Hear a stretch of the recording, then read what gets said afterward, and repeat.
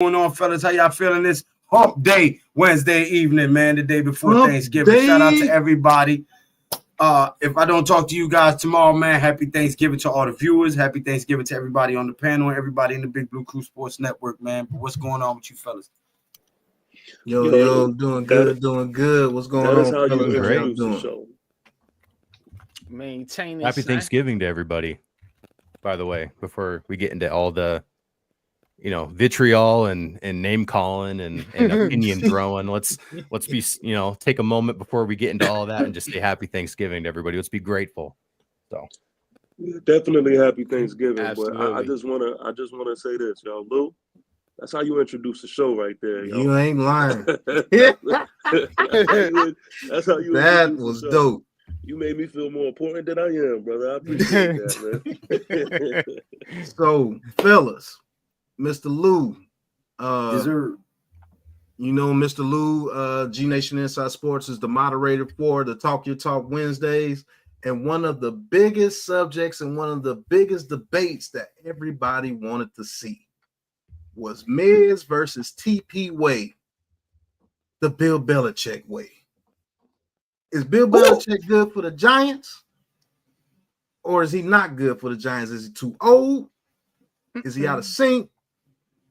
Let's go with TP Way and Miz, and let's get that debate going. You know, Miz is already hot. He's coming from the Unnecessary Roughness podcast, so he already been going through it, getting it busy. Miz is ready. TP is ready. Yeah, it don't take me much to warm up. Let's get it on. Yeah. So who wants to start it off first, man? Is it going to be Hold on. Sorry. Just want to give a shout out to everybody in the chat already. Shout out to the best following on YouTube, man. You guys are phenomenal. You know what I'm saying? Before the show even started, you guys flooded the chat, man. Nerd Cage, Brian Howard, Daniel Smith, Ghost Dog, E-Man Perry, Kareem Wilson. You know what I'm saying? Timothy Frith, Miz, everybody, man. Shout out to all you guys, man. Give yourselves a happy Thanksgiving and a thumbs up, man. Thank you guys so much, man. But let's get right into it. Is Bill Belichick too old to reach the youth and develop a program here? Or is he just the man for the job with the respect and the stature and all the accolades to go with it to turn this program around? Who's going to set it off first?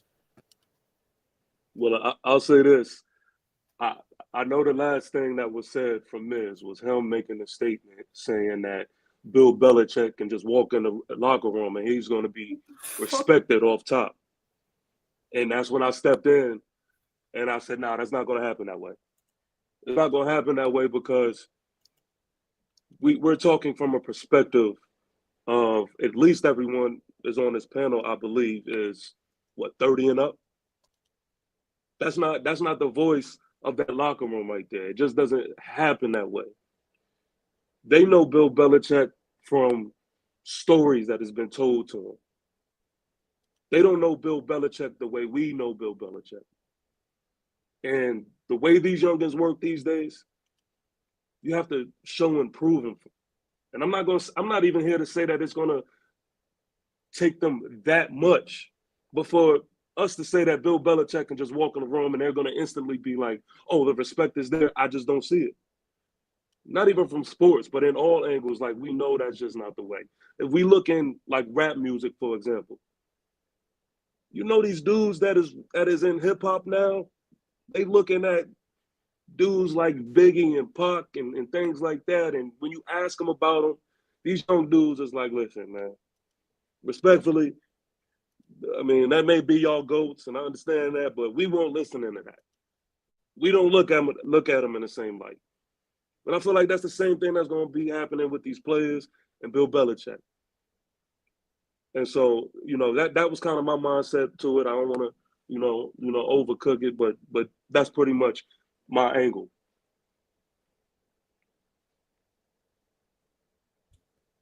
You muted, Miz. Not bad. What you got, Miz? So let me ask you this question, my brother. So Muhammad Ali walks in the room, and you're not going to be in awe. You're not going to have no respect for Muhammad Ali when he walks in that room. You're not going to shut your face and listen to what he got to say? Me? Yes, I will. Oh, you will. So when Belichick walks in the building and you tell me there's kids on this team that doesn't know who he is, which every single kid knows exactly who he is. But if they don't know who he is and they're not gonna, he's got to earn their respect. You know what he's gonna do? I'm gonna tell you what he's gonna do. He's gonna take these little younglings around to the front hallway. He's going to say, you see these 4 fucking Lombardis that are shining in this glass cabinet that belong to the New York Football Giants? You see the first 2 on the east side? That's me. Bill Belichick and my defense did that. What you got to say about that, youngman?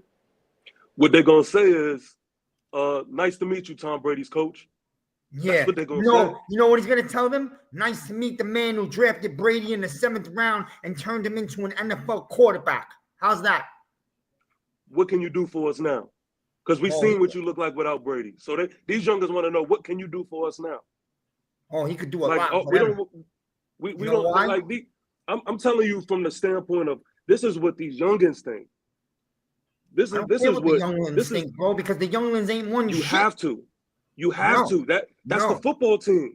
That's the reason why the Giants stink, my friend, because you guys, all these fans want to care about what the younglings said, what neighbors got to say in the locker room. Me, I want the ball. But if you had a real coach here, neighbors wouldn't open up his lips once. I got news for you. A Belichick, a Parcells type, okay, even a Vrabel. That guy wouldn't be running his mouth the way he was running it. And if he did, that shit would be shut real quick. We have a young football team. We can't get past that. And I'm not even saying that. Do you think a young coordinator who has no history coaching in this league, we should do this again? We should bring in another young guy and we're going to experiment because he's going to understand the young kids today? Or do you want a man who's led warriors through some of the highest mountains in the world and walked away with shiny diamond rings? Who do you think is better for this organization right now, which happens to be the biggest mess in the league? I see what a disconnect is. This is what a disconnect is. See, what I'm trying to get you to understand is, it's not the fact that you have someone like a Bill Belichick that's going into the locker room that I feel like he can't get the job done.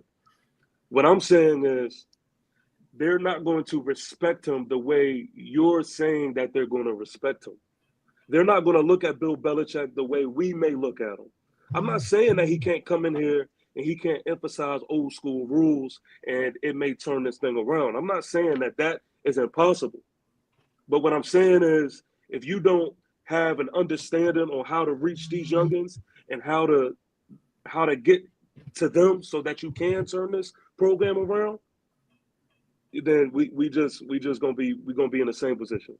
But TP, you assume that Belichick can't reach out to these players. Like, he doesn't know how to talk to them and show them things and teach these kids how to become professional NFL players. You're assuming this. You don't know that. But let me ask you something. How has the young Brian Dable been doing these last 2 years? Oh, of course. Horrible. I mean, that's the obvious. Let's get him up out of here. Right? So why would I want to try another young guy who's going to come out of Detroit, who has no history? He's going to come to New York and find out he does not have the weapons and players he had in Detroit. He does not play in a cozy dome on a carpet. It is not a happy fan base. You're going to deal with the pressure of New York City and the media. Why would I want another young coach that has no history come in here and be the head coach so he could fail again? Why won't I want a guy who's won 6 Super Bowls for the Patriots, 2 Super Bowls when he started with the New York Football Giants? He's also, in case people don't notice, he built the Cleveland Browns. He helped build that Browns team that moved over to Baltimore and won a Super Bowl 2 years later. That was partially his team, his defense. He scouted Ray Lewis when Ray Lewis was in school. People don't notice about Belichick. All they think about, is Tom Brady. Yo, Tom Brady came in the league a fucking nobody, okay? And Belichick made him somebody. And then from there, Brady became great. I give him a lot of credit. He did it for himself. But if you watched Brady in the first 3 Super Bowls, he was an average game manager that relied on Belichick's defense and special teams to win 3 Super Bowls. And that's the facts. I want a man who's going to come in here and turn this shit show into a football program again. And there's not one better name in the world right now than Bill Belichick. Now, you want to tell me Vrabel because he's a younger Belichick type? I'm good with that. But still, you'll still be talking about somebody that came out of Belichick's pocket. Every shit. youngin, Damn. Woo! every youngin that just heard that just said, "Yo, that you talking about hits that happened in the 2090s?" But like that's just the mindset. What have you done for us lately? Because I mean, we was there when you was with Drake May.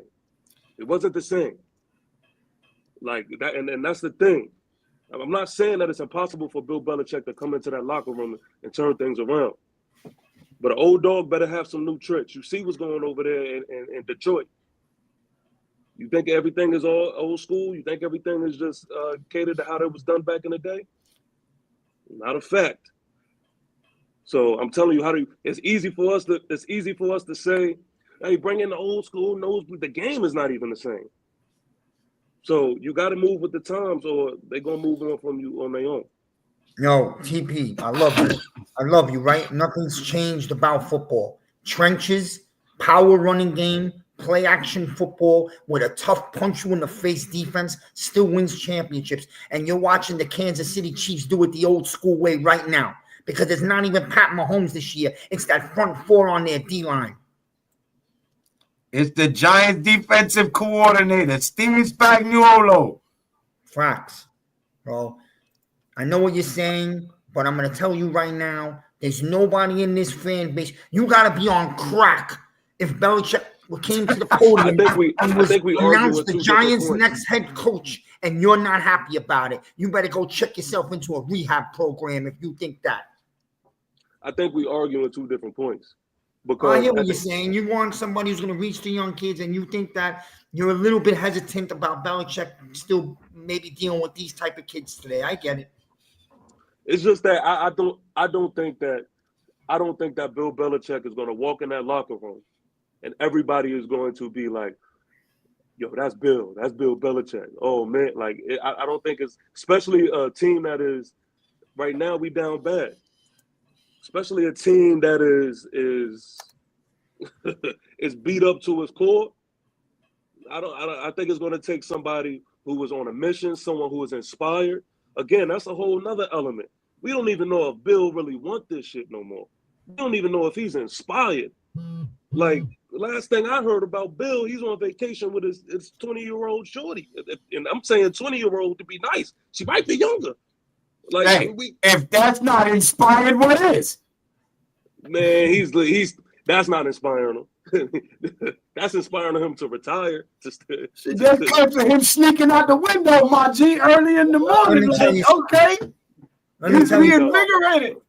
There's a report today that already 5 or 6 teams have already reached out to Belichick, and some of them multiple times. So if you think he's not inspired and people are not interested, you're wrong. And the team that's really all over him is the Jacksonville Jaguars, because they're talking about handing him the keys to everything. So, hey, we'll see. Man, imagine watching Bill Belichick on the sideline in that red Giants old school 80s starter jacket. You can't tell me you wouldn't get excited about something like that. And I'll tell you, the conversation isn't whether or not we'd want Bill Belichick to be the Giants head coach. It's whether or not he's going to resonate with the players. But if he comes in here and he's not resonating with some people, that's probably a good thing, because the Giants haven't had a winning culture in 10, 12 years. So if he's coming in here, he's going to get rid of all the cancerous players that are in this locker room, people that aren't buying into the system, people that aren't giving 100% effort. And when you bring in someone like Belichick, he's obviously going to have say on who we bring in the draft and in free agency. He's going to bring in his kind of players. Belichick knows how to build a culture. He knows how to bring in people that are going to fulfill his vision. And I think that Belichick's vision is still going to work in the NFL today. And obviously you need to pair him with a decent quarterback, which is what we're going to be doing in this following offseason. We're going to be getting, either Shadur Sanders or Cam Ward. And I think he can work with either one of those guys, especially Shadur Sanders. Can I chime in for a bit? Yeah. One thing to what you said just now is Bill Belichick is gonna draft a quarterback. No, the fuck we talking about Bill Belichick here, bro. Like, no, I get it. He's gonna do what the hell he want to do. Point number 2 is real quick. Point number 2 is if you're hiring Bill Belichick, the caveat is why a lot of teams are not really that interested or weren't interested in him last year is because he wants full control. He wants to be the GM and the coach. I don't think that works, bro. Not at his age, anyway. The other point with Bill Belichick is, again, Bill Belichick is the one that sold you Joe Judge and Brian freaking Dable. Straight up. He sold you 2 lemons, and now you want to go back to the same dealership and buy the Rolls Royce. No, bro. No, I'm done, man. No, Yeah, because you're not we're getting not me a going third back to get the time. lemons. MYG, we're going back to get the lemon machine. You're not going to get the lemons. Yeah, the lemon machine, right? You're going to get the machine, my brother. You're going to get the lemon tree. You're not getting an individual thank lemon. you. Here's the thing, and I'm not even advocating that we even bring in Bill Belichick. I mean, I'd be happy if we did. Me I mean, either. It's a fun debate. This is just a fun talk, talking point. But my point it's better is, than talking about how bad we're getting our ass beat. Sorry, deception. Continue. No, I'm just saying, like we haven't had a culture in this organization for several years since Coughlin, since he walked off of that stage after giving his press conference as he was fired, speech, and then walked right even past though he John was fired. Mara. Man, you could tell the energy in that, and he took the heart and soul of the Giants with him when that whole exchange happened. Now, if you want a culture, I'd much rather bring in. It doesn't have to be something where you're anticipating him being the coach for the next 5-10 years, because that's not going to happen. But you can bring him in here. He can set the foundation, and then you can hand off the reins to somebody else. Yep. Yeah, exactly. I knew deception belonged here with us. You need someone like Bill Belichick in this building to hold people accountable. I don't know if you guys watched the Dynasty documentary that basically went through Tom Brady and Bill Belichick, that whole Patriots era. Yeah. Watching him in that show, it's like I want somebody in our building that's actually looking at coaches, looking at individual players. Even if a player is good, like, don't be afraid to coach up your best players. And it's like the same thing with like Malik Neighbors, where it's and I understand where Malik Neighbors is coming from in those post-game interviews and saying like he's voicing his opinions, because that's kind of what needs to happen in the building right now, unfortunately. But it's almost like the Giants are like handling him with fucking kid gloves. And it's like they're showing preferential treatment to certain players, and the whole mantra of like, I don't care when you were drafted or how much you're getting paid, we're putting the best players on the field. I don't see that. I feel like they definitely play favorites, and I don't think this team is smart, tough, or dependable. What they've been selling us ever since they've been here, and I think Bill Belichick, say what you want about him, say that the game has changed. I don't believe football's changed. I believe that football is won by a strong defense, strong offensive line, and a strong running game, and that's it. And I think you can get that with Bill Belichick. And if you're saying he's not going to draft a quarterback, that's fine. But we obviously need to get a quarterback. I mean, look at the quarterbacks that are going to be available in free agency. We can dissect that and see if any of those guys would be fitting what Bill Belichick would want to do with his scheme. But what you have to realize is we get a lot of Bill Belichick like coaching tree coaches would go places and then they would fail. But Bill Belichick would stay the same. His team would always remain disciplined and prepared. If you bring in Bill Belichick, it's not like we're bringing in one of his disciples. No, we're bringing in the guy that made all of those false disciples and made everybody else look good around him. That's like a once in a generation head coach. And if we can bring him in here for the next 2-3 years, I would be all for it. Is essential. All for it. Yo, can I say something real quick, fellas? Hell to the no. No, go ahead. All right. But there's pros and cons to everything. There was some very good arguments about Mr. Bill Belichick. I love what Deception just said. I love what Miz was saying. And I actually see what TP Way is saying. There's pros and cons to every decision, but you have to weigh out those pros and cons. And if there's more pros, you kind of want to see if that decision will be good for your franchise. Now, the things that we know about this franchise now is that we're young and dumb. We're undisciplined, unmotivated, and just don't know how to win. People talk about how old Bill Belichick is, and he might have lost the game and lost at times, but remember, he's still one of the only coaches that's ever beaten Patrick Mahomes as far as the playoffs. He beat him in the playoffs, AFC Championship game. You know what I'm saying? That was a younger Mahomes. I get it. But he's still one of the only coaches out there to beat Mahomes, and Andy Reid and Steve Spagnuolo. He's one of the only coaches that's done it. Him and Sean McVay and the Bengals coach. Sean McVay beat him in the Super Bowl, but Bill Belichick halted that Chiefs team before they went on their run. He was the one that was like, no, I'm going to get mine first, and then you can have yours after everything is done. Will Bill Belichick make this team disciplined? I believe he can. I believe Bill Belichick is everything that you will want in a coach as far as being a CEO head coach and being the coach that could get these guys disciplined. Does he know how to put players in positions to succeed? Hell yeah, he does. You got people like Mike Vrabel, who we talk about being the head coach. He wasn't an outstanding linebacker, but he played very well in the Belichick. It's the same guy that got Troy Brown to be a good receiver and a decent slot cornerback. The same guy that got Teddy Bruschi out there. Is Teddy Bruschi some outstanding athlete? No. Go to those Patriots teams and you'll find out that a lot of those players weren't great players. They were just a good team. Now, did he have people like Gronkowski, who was a Hall of Famer? Yes. Did he have Brady, who was a Hall of Famer? Yes. Those are all good qualities. And like Miz said, those two Lombardis to the east side got Bill Belichick's name written all over it. And he was a disciple of Bill Parcells. You know what I'm saying? So those are some of the good qualities that you could get with Bill Belichick. And believe it or not, he's New York Giants, believe it or not. He's New York. He was the same guy that got Lawrence Taylor to be like, oh, he was the one calling those defensive plays? Okay, I'm with it. You know what I'm saying? And the game has not passed anybody by because all the top teams that run the ball, they're winning in the league right now. The Ravens, the Chiefs, the 49ers when they're healthy, the Eagles, the Lions. Study the teams. Don't just say, oh, the Lions are putting up a bunch of points, so they must be passing the ball all day. No. They run that ball with those two running backs, and that's how they get the party started. Then they start hitting you with a Amon-Ra St. Brown. And guess who's the coach of them? Another Giants disciple and Dan Campbell. Who's what? Very tough, very organized, gets those players disciplined. They know what to do. They know what to do in certain spots.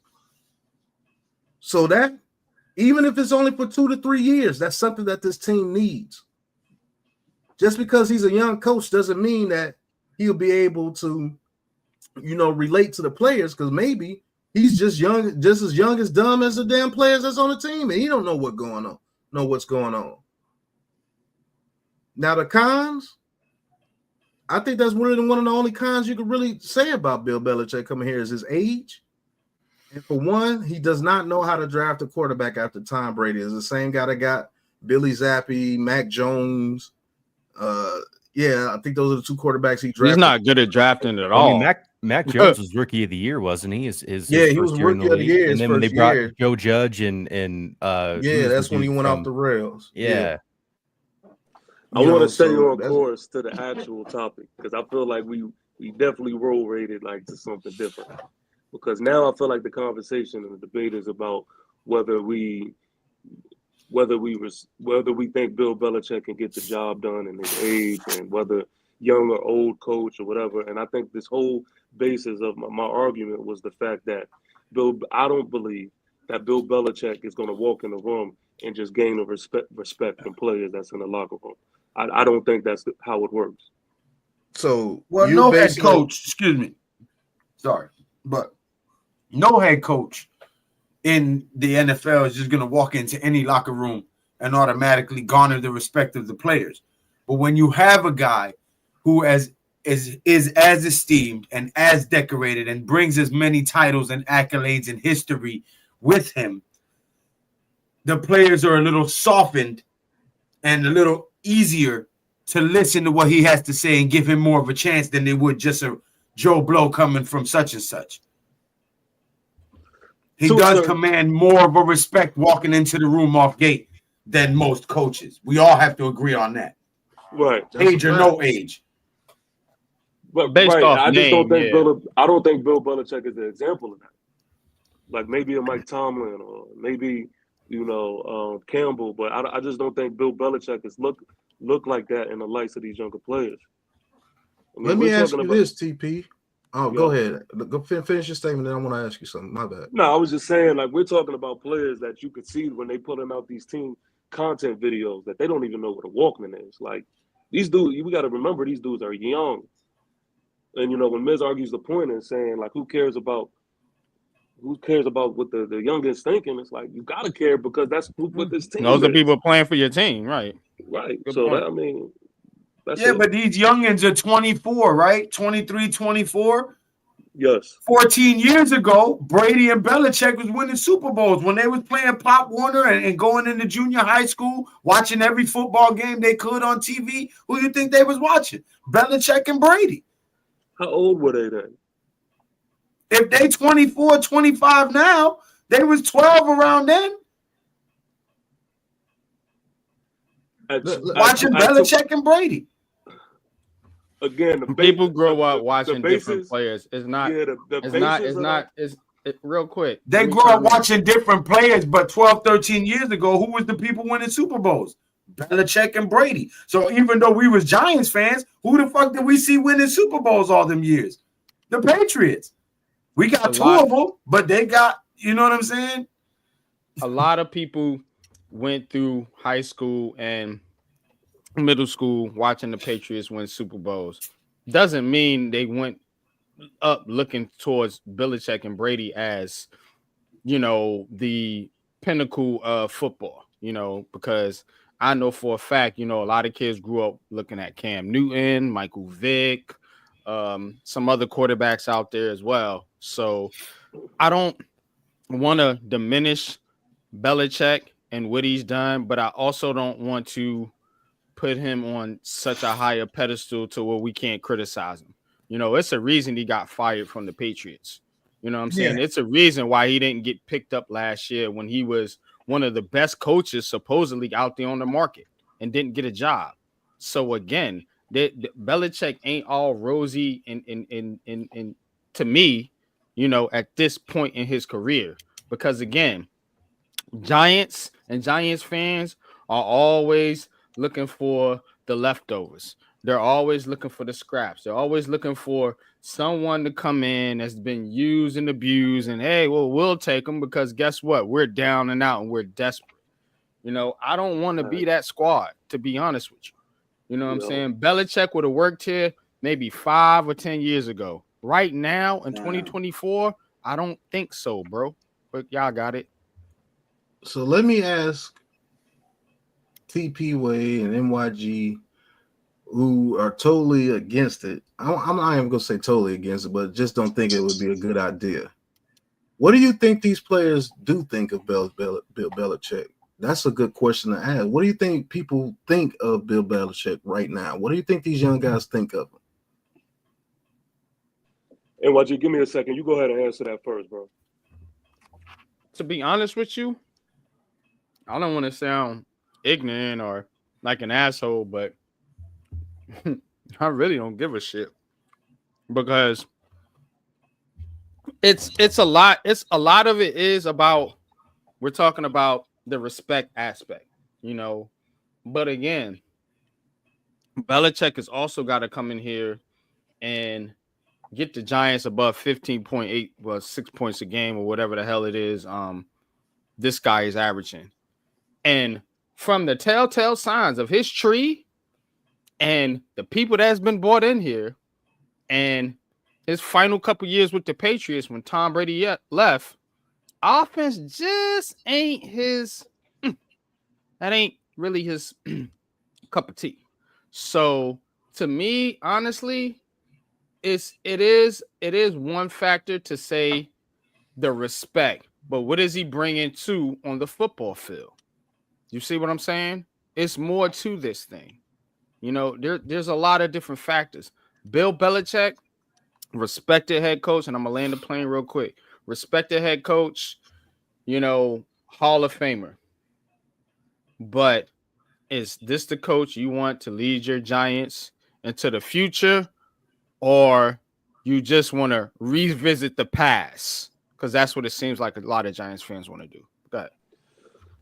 To answer your question, I think they look at Bill Belichick as, oh, I heard of that guy. That's what I think. Like I don't think that they have the same type of respect that we may have for Bill Belichick that they do. Again, when they think of the Patriots winning Super Bowls, I think as far as it goes for them is they know Tom Brady. I don't think that they are in the mindset to go, yo, we got Bill Belichick now.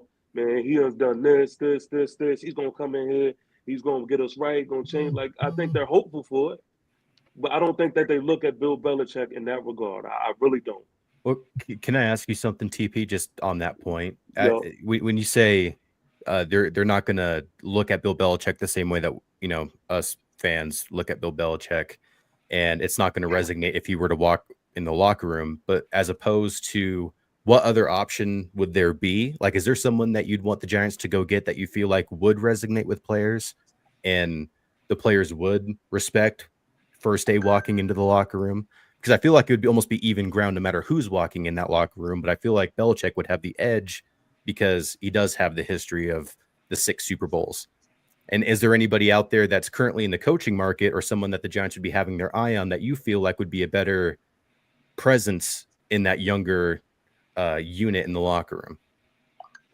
So that's a great question. So I think it's excellent question. 2 sides. I think it's 2 sides to it, right? To Lou's point, I don't think when it comes to the market, I don't think that there's coaches that will have that first day impact. I do think there are coaches out there where it's possible for like I said, I mentioned the Dan Campbell and Mike Tomlin. I think they know more about their pedigree and their style of coaching for them to have a certain level of respect.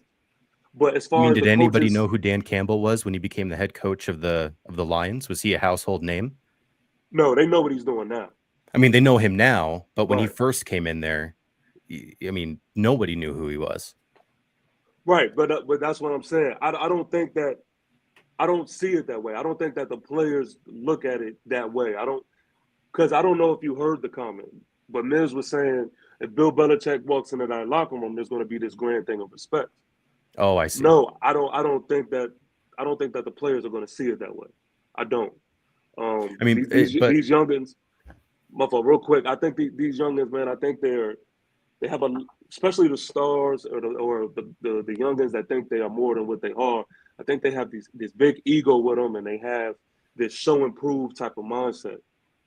And I think it's going to take more show and prove type of approach from coaches than just to walk in there for everybody to be right. What he was asking you was, do you have another coach in mind that you think would resonate more with these young players other than Bill Belichick? That's what he was asking you.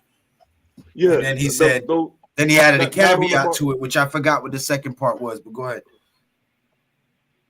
So not on the market, no. But just off top, if we're saying like a Dan Campbell or Mike Tomlin, I think that these players I think these players know them as coaches. If they would just so happen in the fairy tale world, to be the head coach for the Giants, I think they would have a certain level of respect for those type of gentlemen, especially like a Dan Campbell. But so you were saying Mike Tomlin or you were saying Mike Tomlin or Dan Campbell because of their more recent accolades that you think these younger players would gravitate more to them because they know them more. They're more recent in the memory of winning and coaching. I know he'll be better than this guy. Well, and just speaking of Mike Tomlin, I know that the Steelers actually have a reputation where not a lot of free agent players actually want to go to Pittsburgh because they know the culture that's set there and they asks a lot from their players. And so if you can bring in someone like Belichick, and a lot of players are going to be like, oh, I'm the star of this team. I'm not doing this. I'm not, doing these drills. I don't need to. It's like, well, then get out of the building because we don't need you here. We'll filter these guys out and actually bring in players that want to grow and work as a unit because that's the kind of culture that they've set with the Steelers. He's not very popular amongst, the majority of NFL players because he asks a lot from his players. And we can say that Bill Belichick coming into the Giants, he's going to be doing the same things to these younger guys, someone like Malik Neighbors. And I feel like for someone like Neighbors, I feel like that would resonate because I think Neighbors just wants to win. I don't know if it's because he just wants to get like, 10 touchdowns or 15 touchdowns. I just think he wants to win. I think that's what's going to make him happy. And I feel like he's a competitor. Belichick is going to be able to get the most out of him. And you see players that are on those old school Patriots teams that were thriving. That's what Belichick is a specialist at. He wasn't the best at drafting. He was the best at getting the best out of the lowest market players. Can you imagine a Belichick defense with Dexter Lawrence, Brian Burns, and Kayvon Thibodeau? I got Listen. You asked the question about who would be or who could command that type of respect and that type of attention outside of Bill Belichick. And I heard everything you're saying, and I'll give you somebody. His name is Deion Sanders. Deion Sanders comes in this building right now, and I guarantee you he will command absolute respect within that Giants locker room and within that Giants organization. I promise you that. That's a real good one. And again, I have a question for you, NYG, and as far as Deion Sanders goes, do you think Deion Sanders is a good head coach, or do you think he's a good college recruiter? Because I don't think he's going to have the same kind of advantage that he has in the college scale, especially playing in a place like Colorado in the NFL where things are a lot more equal when it's just solely based on your coaching. Because he has that advantage because he's able, with just his name alone, the clout, able to bring in all of these like 5-star recruits, and then he's able to basically bulldoze all of these young or lesser opponents in that conference. He's not going to have that same kind of advantage in the NFL. So I guess I would have some trepidation about bringing him in, thinking that coaching style is going to translate, because I feel like it's more or less him just being a bigger personality and drawing in those that younger group of young college recruits, and then being able to win on sheer talent alone. Like how many I was about to say how many like 5-star recruits are like on their offense, defense, and compared to last year, and just that would be my only like pushback on that. And I'm curious to know your opinion. Okay, so let me answer, because this is what debate is. So let me respond. First of all, I think Deion Sanders is a good head coach. I think there's certain coaching styles that you have to understand when you're looking at head coaches. You have the play callers, the ones that are good schematically. You have your CEO head coaches, you have your motivators. You know what I'm saying? I think Deion Sanders falls in that category of a CEO motivating type head coach. And I also think if he's going to make a jump to the NFL, this is a perfect opportunity for him, because guess what? He can come in and help coach his son along the way if that were to happen. Also, to be honest with you with the recruiting thing, the NFL is sort of like recruiting too. Remember, Saquon was being recruited to the Eagles before he even hit free agency. A lot of this shit is recruiting. A lot of this shit is personality, who you know, who you don't know, politics, who you like, who you don't like, so on and so forth. We see the nepotism in the NFL. Now, the problem with the Giants is they don't got no motherfucking clout. Don't nobody give a fuck about them. You know what I'm saying? But you put Deion Sanders here, you know what I'm saying? All of a sudden, that changes within an instant, overnight. You know what I mean? And to be honest with you, Deion, his coaching style is something that the Giants need, because the Giants need to be fucking motivated. These dudes can play. You know what I'm saying? And we went through all the schemes and the Jason Garrett scheme. I'm tired of schemes. Give me somebody that's going to hold these players accountable and get them playing motherfucking football. You know what I'm saying? Deion Sanders, I know off rip is going to be able to do that, and he's going to be way more relatable than somebody like a Bill Belichick, because guess what? Deion got the swag. I bet you players know more about Deion than they do about Bill Belichick. Talk to me. Here's where I'm going to give you pushback on that. I thought you wasn't debating, but go ahead, Mr. Moderator. But I mean, he still can speak, sir. Right. I'm just fucking with him. Go ahead. with the clown show that we got going on now, okay, and the clown show that we had going on with Joe Judge prior to the Dable and Shane era, I don't think Shane and then Hard Knocks Life added to that on top of it.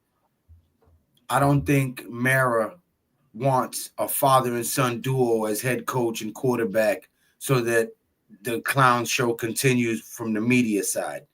I think he wants to rebuild quiet under the radar and then let everybody know when we whooping everybody's ass. Like, I think Mara's already fed up with all the attention, negative attention and negative press that they're getting, to the point where they're calling the networks, asking them to stop saying stuff. You want negative press, Lou? Let me tell you what's negative press. Negative press is the Giants have the #1 pick and they pass on Sador Sanders and take Jalen Milroe. That's negative press, bro. That you see what I'm saying? It's all negative. Exactly. That's what I'm my point. Listen, it don't matter. They're not going to win by staying quiet. The only good scenario was to fire them last week so that they wouldn't at least ruin our Thanksgiving. That way we can all just miss the game because we knew that at least somebody was going to get hired to try to right the ship. But now we have to watch the game hoping that it's so bad that they fire everybody. So the good food we're going to eat is going to turn in our stomach watching the shit show of a game. You should have just fired everybody last week so that we can just skip the game and enjoy family and food and know that we're going to lose but not worry about watching it in hopes that we're going to hire the right coach. But no, you couldn't even do that. You're going to force us to watch the shit show on Thanksgiving. Dash, when you gonna pull up to the Talk Your Talk podcast and come talk your talk? Because you talk a lot too, brother. No disrespect. But listen, this was a great debate about this Bill Belichick thing. And how can we end this part of the show, this part of the debate, without letting the Miz get his last thoughts about the whole Bill Belichick thing? Yeah, let me say something. I sit back and listen to a couple Cook, Miz. No, I love you guys. You sound like a bunch of fucking clowns, okay? I'm going to tell you why, right? Here's my reason why. Listen here. You tell me that Belichick's been used and abused when he's used and abused the shit out of this league for 3 decades. And you're going to tell me he got used and abused? I don't know what I'm listening to over here. You cry about Dable as a clown, but you don't want Belichick. Do you hear yourself? What are we talking about here? Yeah, look at this guy. Look, man. I mean, this guy right here is in the league look at him. because of Belichick. Yeah, isn't this guy in the league partially because of Belichick? Yeah, yo, so listen, man, what are we talking about here? I mean, let me see something here. Hold on, man.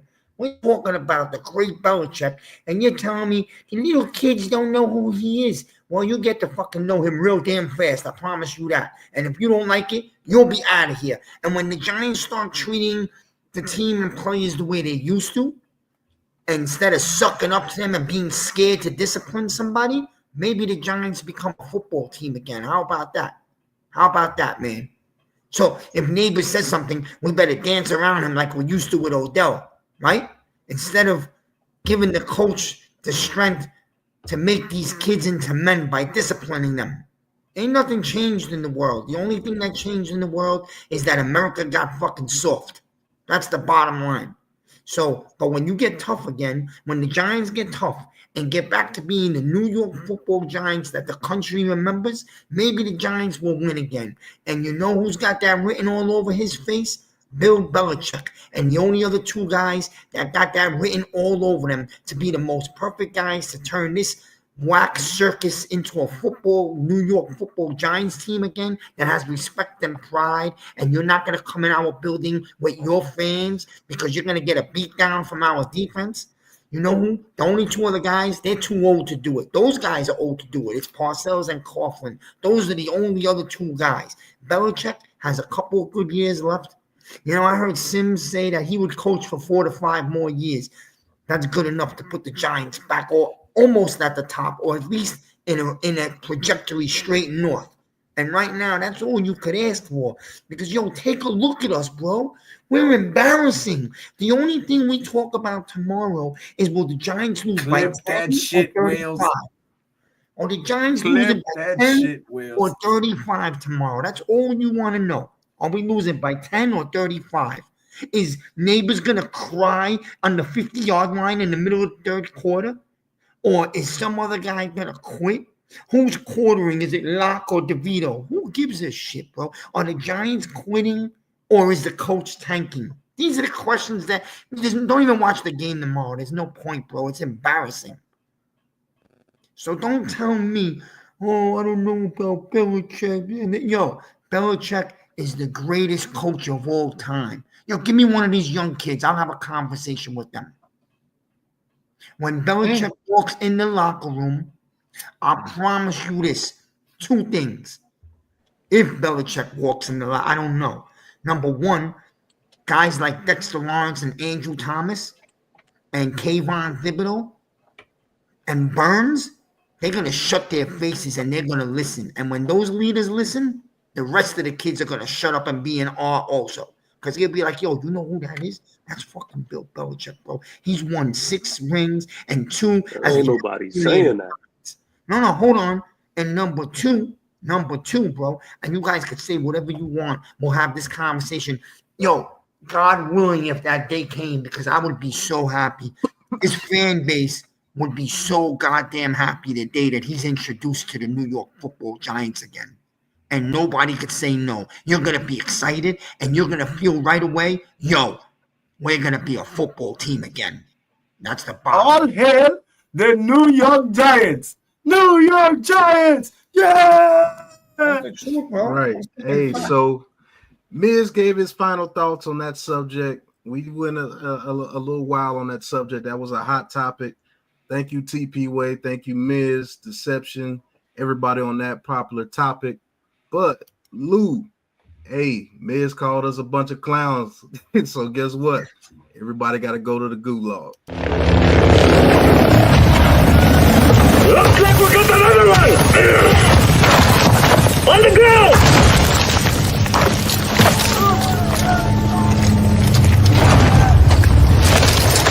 This is the gulag. In here, you fight to win back your life. Gates! Let's go!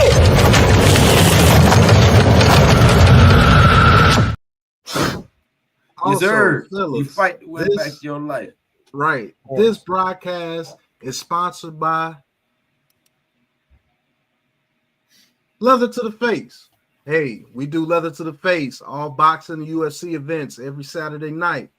Big Lou and Wales to New Jersey with the call on Leather to the Face. You know, I'm a special guest most of the time, come in and we throw some hands in the Leather to the Face, one of the most popular shows in sports entertainment. Guys, go watch that live every Saturday night, Leather to the Face, whether it's UFC or boxing. Hell, sometimes we do both. So y'all go watch that Leather to the Face every Saturday night. Tune in. Now, Lou. Yes, sir. Yes, sir. Mr. Moderator. Somebody gonna have to battle me before this night is over because I've been itching. I've been in the background listening. What's the next topic that we have to where somebody can battle me? I'm putting myself up there, man. I'm not scared of anybody. Uh-oh. What's the next topic? All right. I got the next topic. Should Joe Shane be fired solely for the mishandling of Saquon Barkley? After all the evidence has come out, now hearing Barkley say that they told him, you have to prove to us that somebody will sign you. And if you go out there and get something, bring it back. And if we feel you're worth it, we'll try to match it maybe.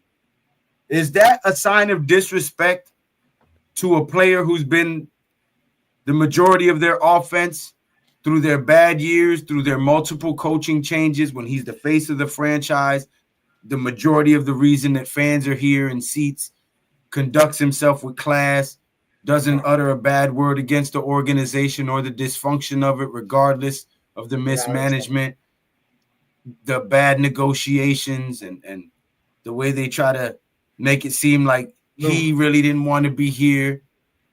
Him having to change management 3 times, trying to make sure he cemented a deal here because he said multiple times that he wanted to be a Giant for life. If you just take all the other mistakes that Joe Shane made and just look at that one and peel the layers back and analyze how many opportunities there were for them to work this deal out, and it was clearly mismanaged from Joe Shane's angle.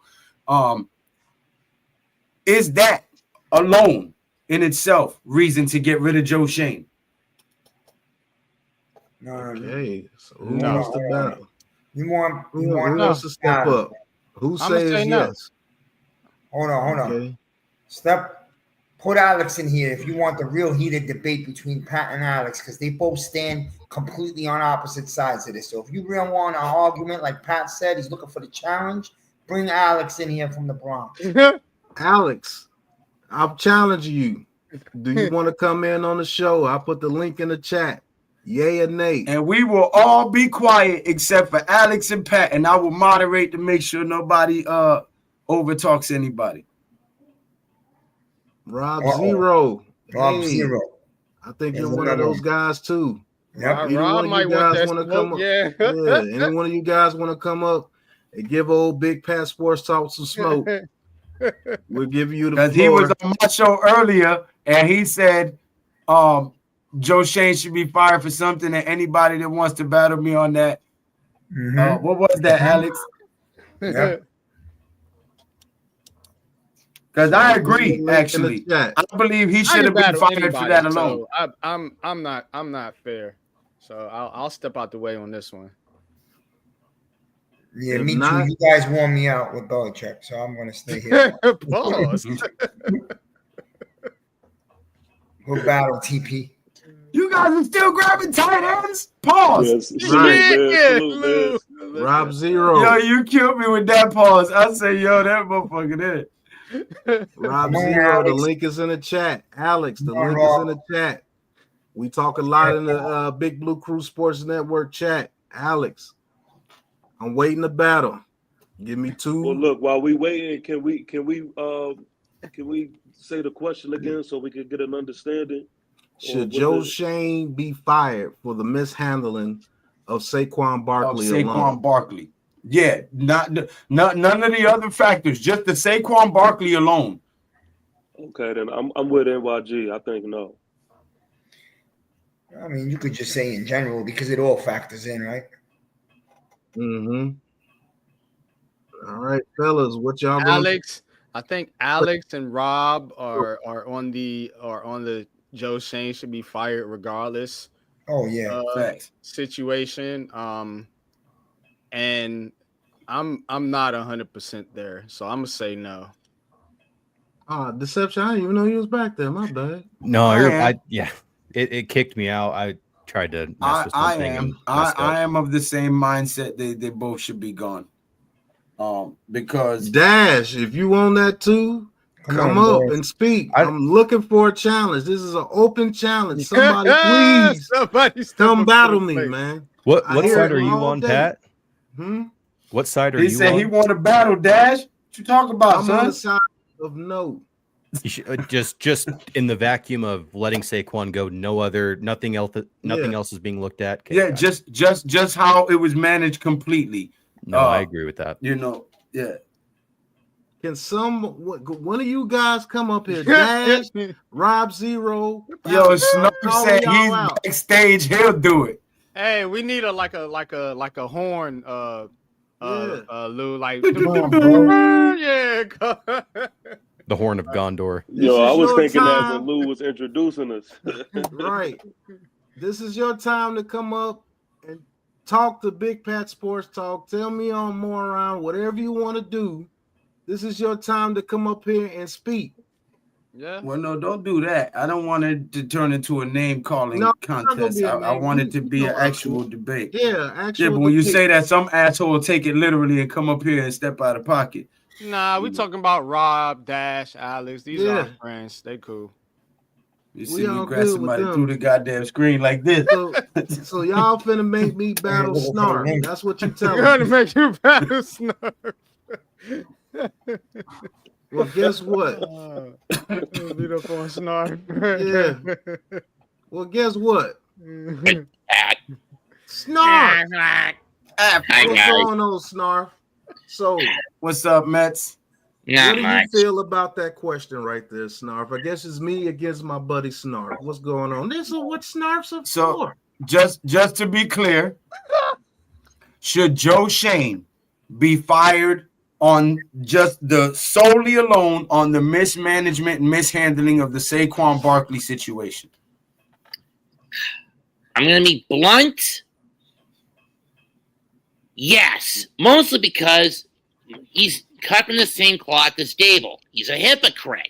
I mean, you say you want to, you clearly made it from the outset that you didn't want to build the offense around Barkley, and then you say you want to keep him based on and match the value that's put out to him by other teams, regardless if it's in division or not, and yet you cut him anyway? Hey, without giving him a counteroffer that's to his value stack, if not exceeded, that's on you. I get that's frugality rearing its head and trying to keep the budget intact as a means of keeping out of re-entering David Gettleman's cap hellscape, and that's fine and all, but still, you just reared the head of hypocrisy by letting him walk. Pause. Okay, Snarfington. So, in the beginning when Joe Shane was here, I want you to answer a couple of questions for me. When Joe Shane was here, did he not offer Saquon Barkley a contract first? True or not? True. Okay. So, wait a minute. You don't control nothing, boy. All right. Secondly, when they came to the offseason and they offered Saquon Barkley another contract, oh, here we go. Now I got two people to battle. That's what I'm talking about. I don't want no I'm parts always of up for a good shit. fight.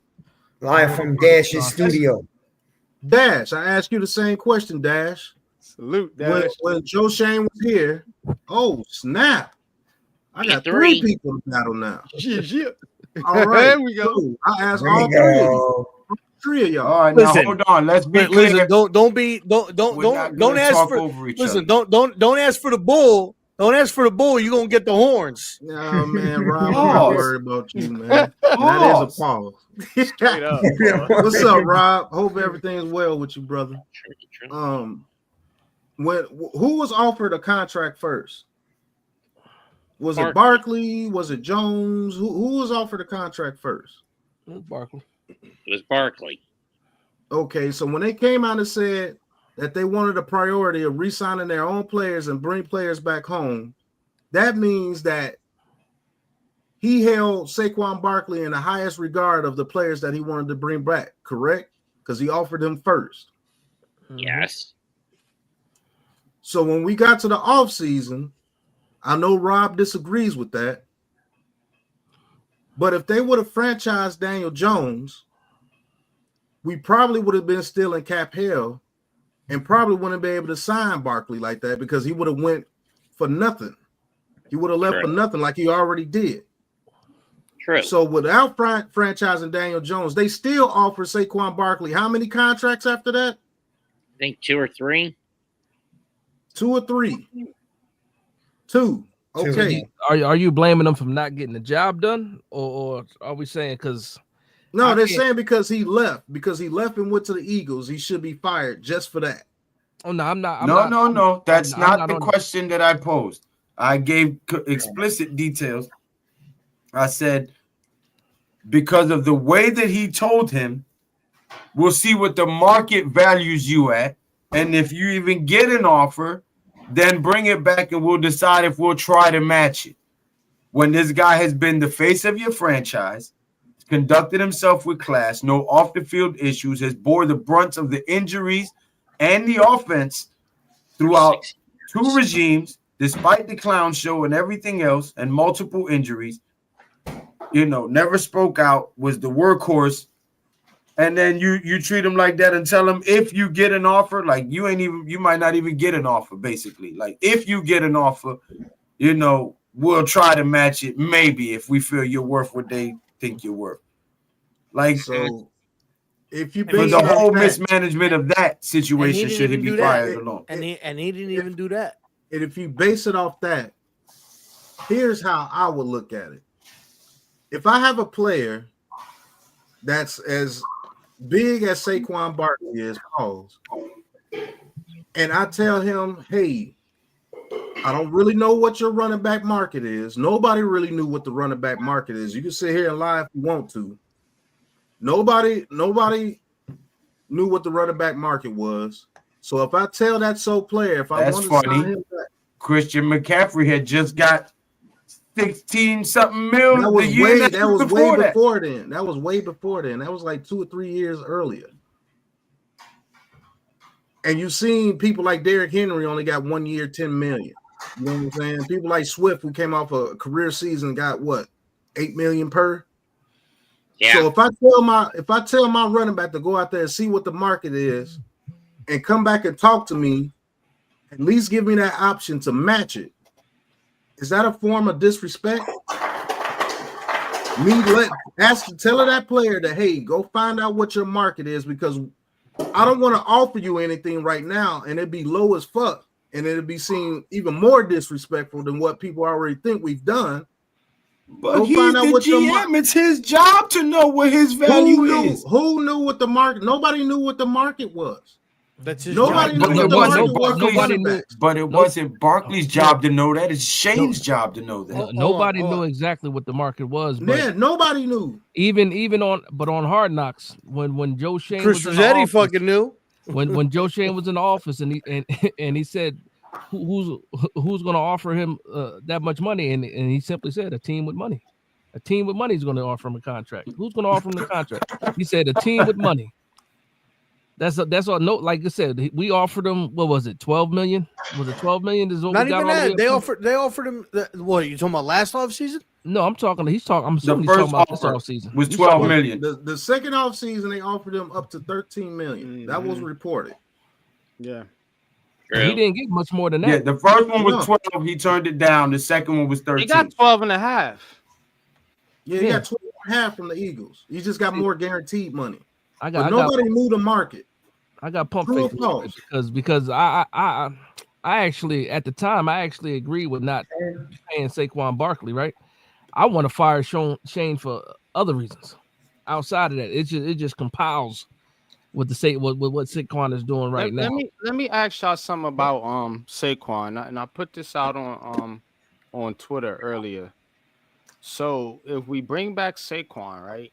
No. If we go into this year, and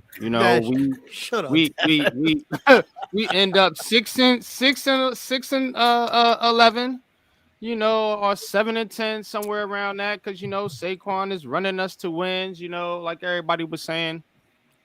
Well, is it worth the contract that you would have had to pay him, and then you're still in no man's land when it comes to the quarterback position? I was gonna say I'm not.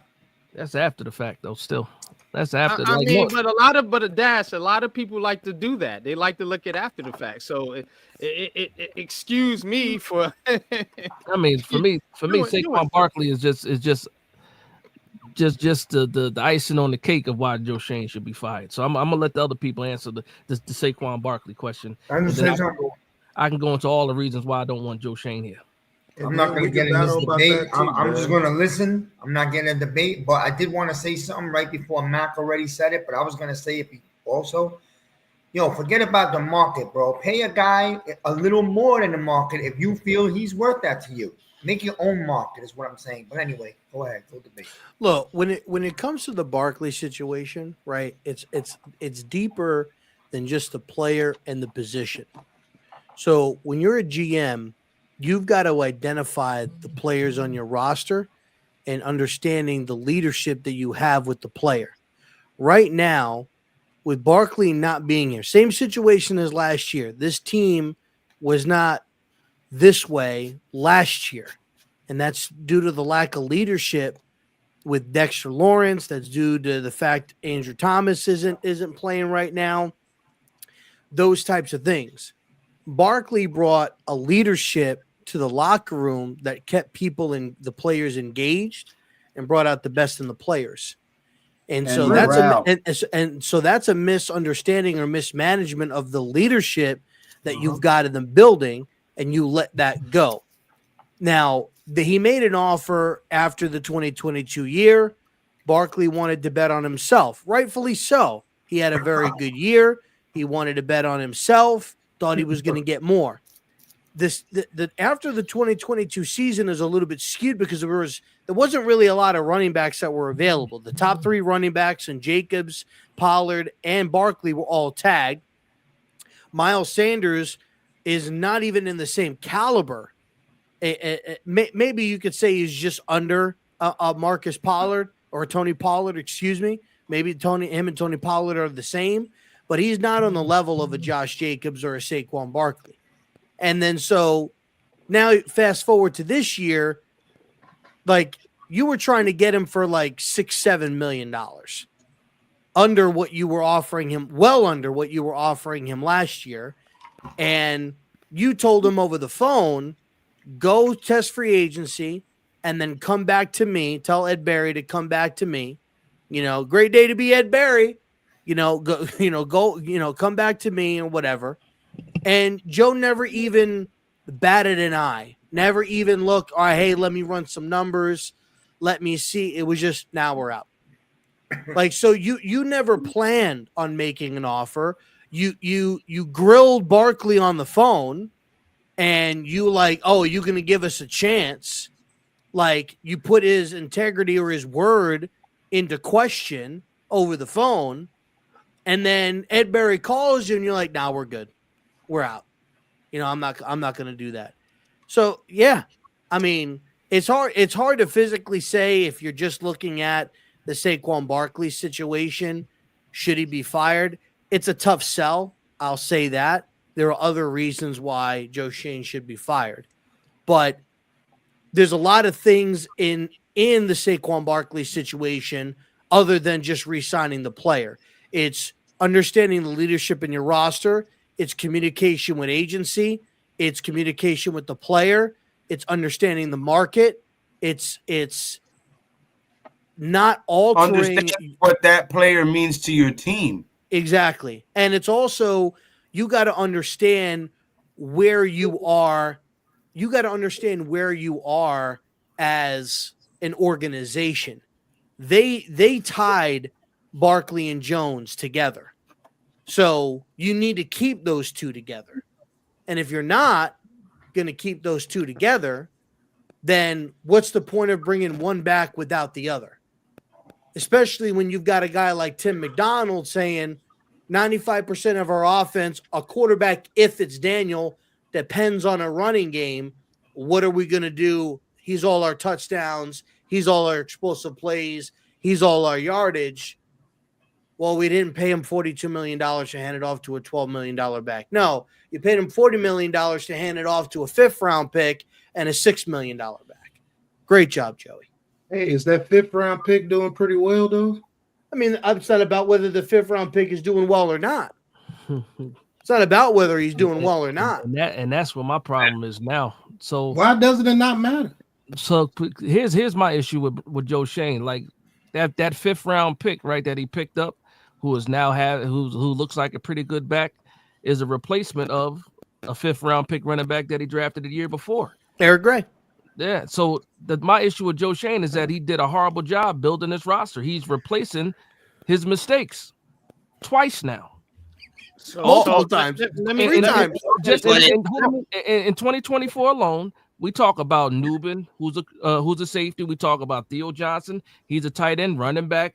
Tracy, cornerback, Phillips, wide receiver, Neighbors. They're all replacements of previous draft picks. So no other franchise replaces players that leave? I don't care about other franchises. I'm talking about the New York Giants. Is it okay for those other teams to suck and the Giants? Just because other teams suck, the Giants got to suck too? I don't care about other teams' mistakes. But that happens in the NFL, brother. That's normal.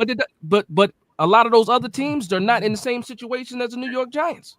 Like another thing too is when you're asking what kind of players are you replacing, are they good players or are they back into the roster players? And what it seems to be a recurring theme with the Giants and especially with Joe Shane is that we're letting these high caliber players walk out of the door and getting nothing in return, like Saquon Barkley, Xavier McKinney, Julian Love, who's the Leonard Williams for Seattle as well. You're watching these guys and they're going and making like impactful differences on other franchises. And we had all those motherfuckers on the same team at the same time and we did nothing with them. And all I'm saying is it's okay to not want to pay these players. It's okay to feel like you can allocate that money into other areas of the team, but just to let them walk out of the door for nothing is negative. Said, fuck that. Somebody send me the link. And Decept, here's the other part of that, right? So 2022, you come in, you take a guy like Cordell Flott in the 3rd round, right? Whatever position you want him to be, you want him to play nickel. He was drafted to be a nickel corner. He's not getting on the field. He's not really playing. And you're not really giving him the opportunity to play. Last year, in 2023 comes along. I don't believe that they took a corner, but he was it took him in like the 6th round in Trey Hawkins. But then you don't give Flott the playing time last year. You don't go and give Flott the playing time last year, which last year when the season was over, that would have been the perfect time to let Owens play, Belton play, Flott play, all of your young guys that you invested in, to let them play to see where you're at. So you don't play Flott. You drafted him. Now, granted, you could say, well, that's not the GM's. Well, you know what? The GM should be going to coach and saying, yo, I drafted this player. Why is this player not getting any playing time? I invested, I invested into this. And then he goes and he drafts his replacement in Drew Phillips to make up for the mistake. It's the same thing that he did with the offensive line. Oh, I'm going to take McKeithen. I'm going to take Zudu. I'm going to take Neal. And then the next year you take JMS. You don't take any other linemen. And then you're like, holy shit, these guys fucking suck. Excuse my language. You know what? Illuminor. I got to you know what? Screw Barkley. Screw McKinney. Illuminor. You are a giant. Because you wanted to be here all along. You wanted to wear 72. So real quick, just to give this argument some credibility, man, because I mean, you guys know how I kind of feel about this regime in whole, but again, I think there is some blame to be spread around here, and I don't think it's all on Joe Shane as a lot of people want to point the finger at. And to be honest with you, when you're talking about the drafts, we got to give these drafts some time to kind of pan out, fellas, because we just here's the pushback though. Hold up. Just talking about the 2022 draft in itself, which was basically a draft that they came in here, trying to seeing what they had. You know what I'm saying? It was a roster. It was scouts that was with Dave Gettleman. So they came in here, that draft, you could say with it what you will, but to be honest with you, I don't think they really started drafting themselves until 2023. And you know what I'm saying? For the team that they're trying to build. Okay, so that's one thing. So if you take the 23 draft and the 24 draft, you can go through those drafts and pick and see where you got hits and misses at. And another thing people got to understand too, not every single pick is going to hit. You gotta say how many picks is this? Well, how many picks is that? Well, shit, do you expect every fucking 6th, 7th round, 5th round running back to hit? Of course not. You're gonna have to take swings. You're gonna have to take swings in those types of positions. You know why? Because those are pretty much low value positions considered in the NFL. So you take swings like that at safety, at running back, at tight end. You know what I'm saying? Now, I'm just gonna argue that point. I can argue the other side of it too, but just take that and and use that into consideration before we say this dude and everything he's done has been a complete utter failure. Well, Kenny, And I'll say this. hold on, Kenny, fellas, let me Hold on, one at a time, folks. Hold on. That's One thing before I let Alex and then Rob, or then Alex, however y'all want to decide it. Another thing that people are not taking into consideration, the GM picks the players, but it's up for the coaching staff to develop them. Thank you. Nobody's taking that into the account. I gotta say something. Okay, but we gotta let one side speak, then one side speak, then one side speak, then one side. I gotta make a run in. No, because he can't debate all three of them by himself. Yeah, I'm not. I'm gonna mute up for a minute. Go ahead. So real quick, and I'm not gonna accept the excuse of the team that I'm gonna bring up here. Why is Karl-Loftus, who was taken in the same draft class as Kayvon Thibodeau, performing better than Kayvon Thibodeau? Why is a guy like McDuffie, who was taken in the draft, performing at a high level at the corner position with the Kansas City Chiefs? Why are those teams able to draft George Pickens? Why are those players able to be taken? I understand that coaches coach, GMs GM, and shit like that. But these guys, pardon my language, I apologize. But these guys are constantly at the podium, at the table, saying we are in lockstep every step of the way. We are in tune. We talk every day. Shay knows the depth chart. Shay knows who practices. Shay knows the game plans. Shay knows everything. Dable includes him in everything. Shane includes Dable in free agency, in draft, in every single thing. These guys are like butt buddies. So to me, it's like, how are you not?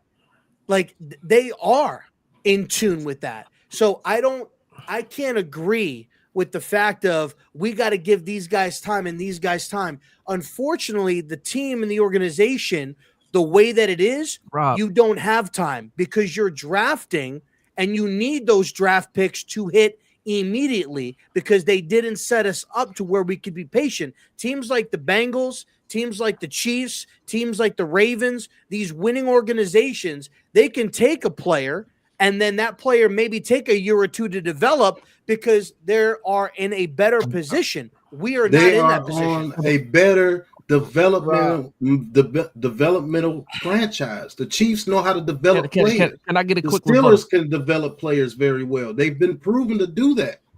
We're gonna do 2 minute time limits. Now we get time limits. Hold on. Go ahead, Alex. I'm gonna start blowing my goddamn whistle around here. He brought out the whistle, bro. I got a quick rebuttal. Because baby, don't whistle. We talk about coach. We talk about coach development, right? We talk about coaches developing these draft picks too. But nobody's saying that about the 2024 draft class. So it's the same coaches coaching this 2024 draft class, and they ready to crown the 2024 same coaches. So we talking about developing players. That's not me, sir. Tell them, Dash. Tell them, baby. No issues. They got no issues developing. No, I'm just saying that's the point you brought up about coaches. Yeah, it is. You have draft picks. It goes the same for the whole team. We're 2-9. They're not developing players correctly, brother. But then why is this draft? Hold on. No. Let Alex go. Hold on. Let Alex go. He's been waiting. Wasn't it you, Pat, several weeks ago that said on Twitter that Joe Shane is overhated for drafting when you tweeted that PFF, the grade of Andrew Phillips? Was that not you?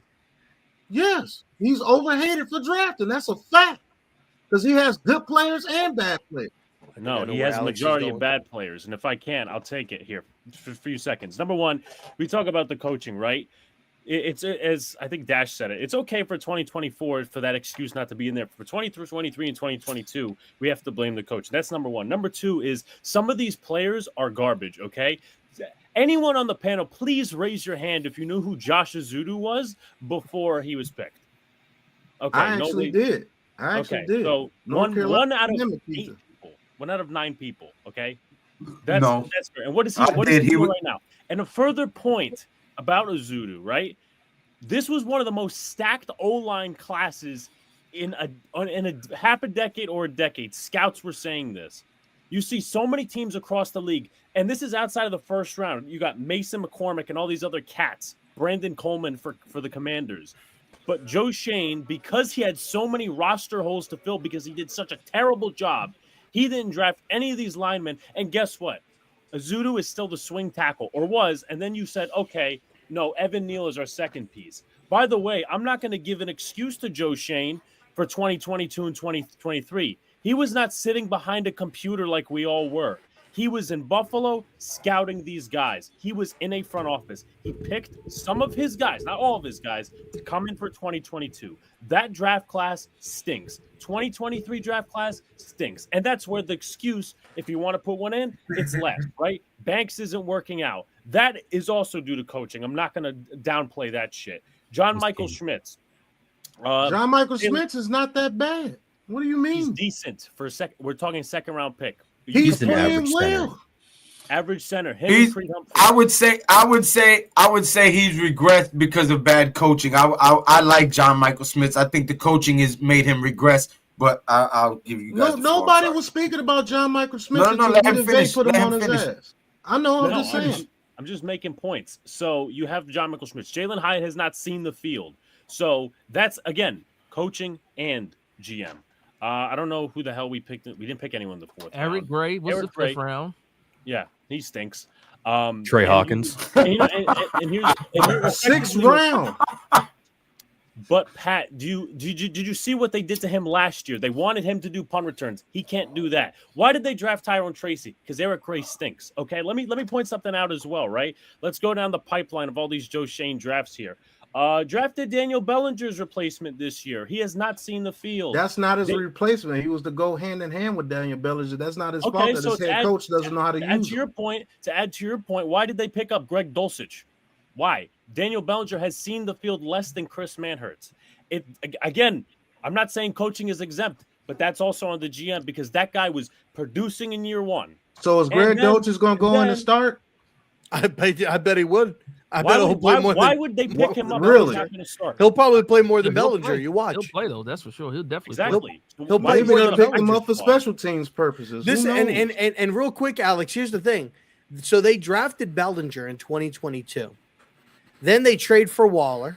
They also brought in what's that freaking guy's name that they brought in 2022? Luke Cager. Yeah, Lawrence Cager. Okay. Let's not even talk about they had it, all right. So then they brought back Lawrence Cager last year. They traded for Darren Waller last year. They had Bellinger who didn't get a lot of burn. Then they drafted Theo Johnson. They signed Manhertz. They signed Jack Stahl. Now they cleared DeLucia off waivers. They had, we've had 8 tight ends. He's invested more effort into the tight end position than the offensive line position.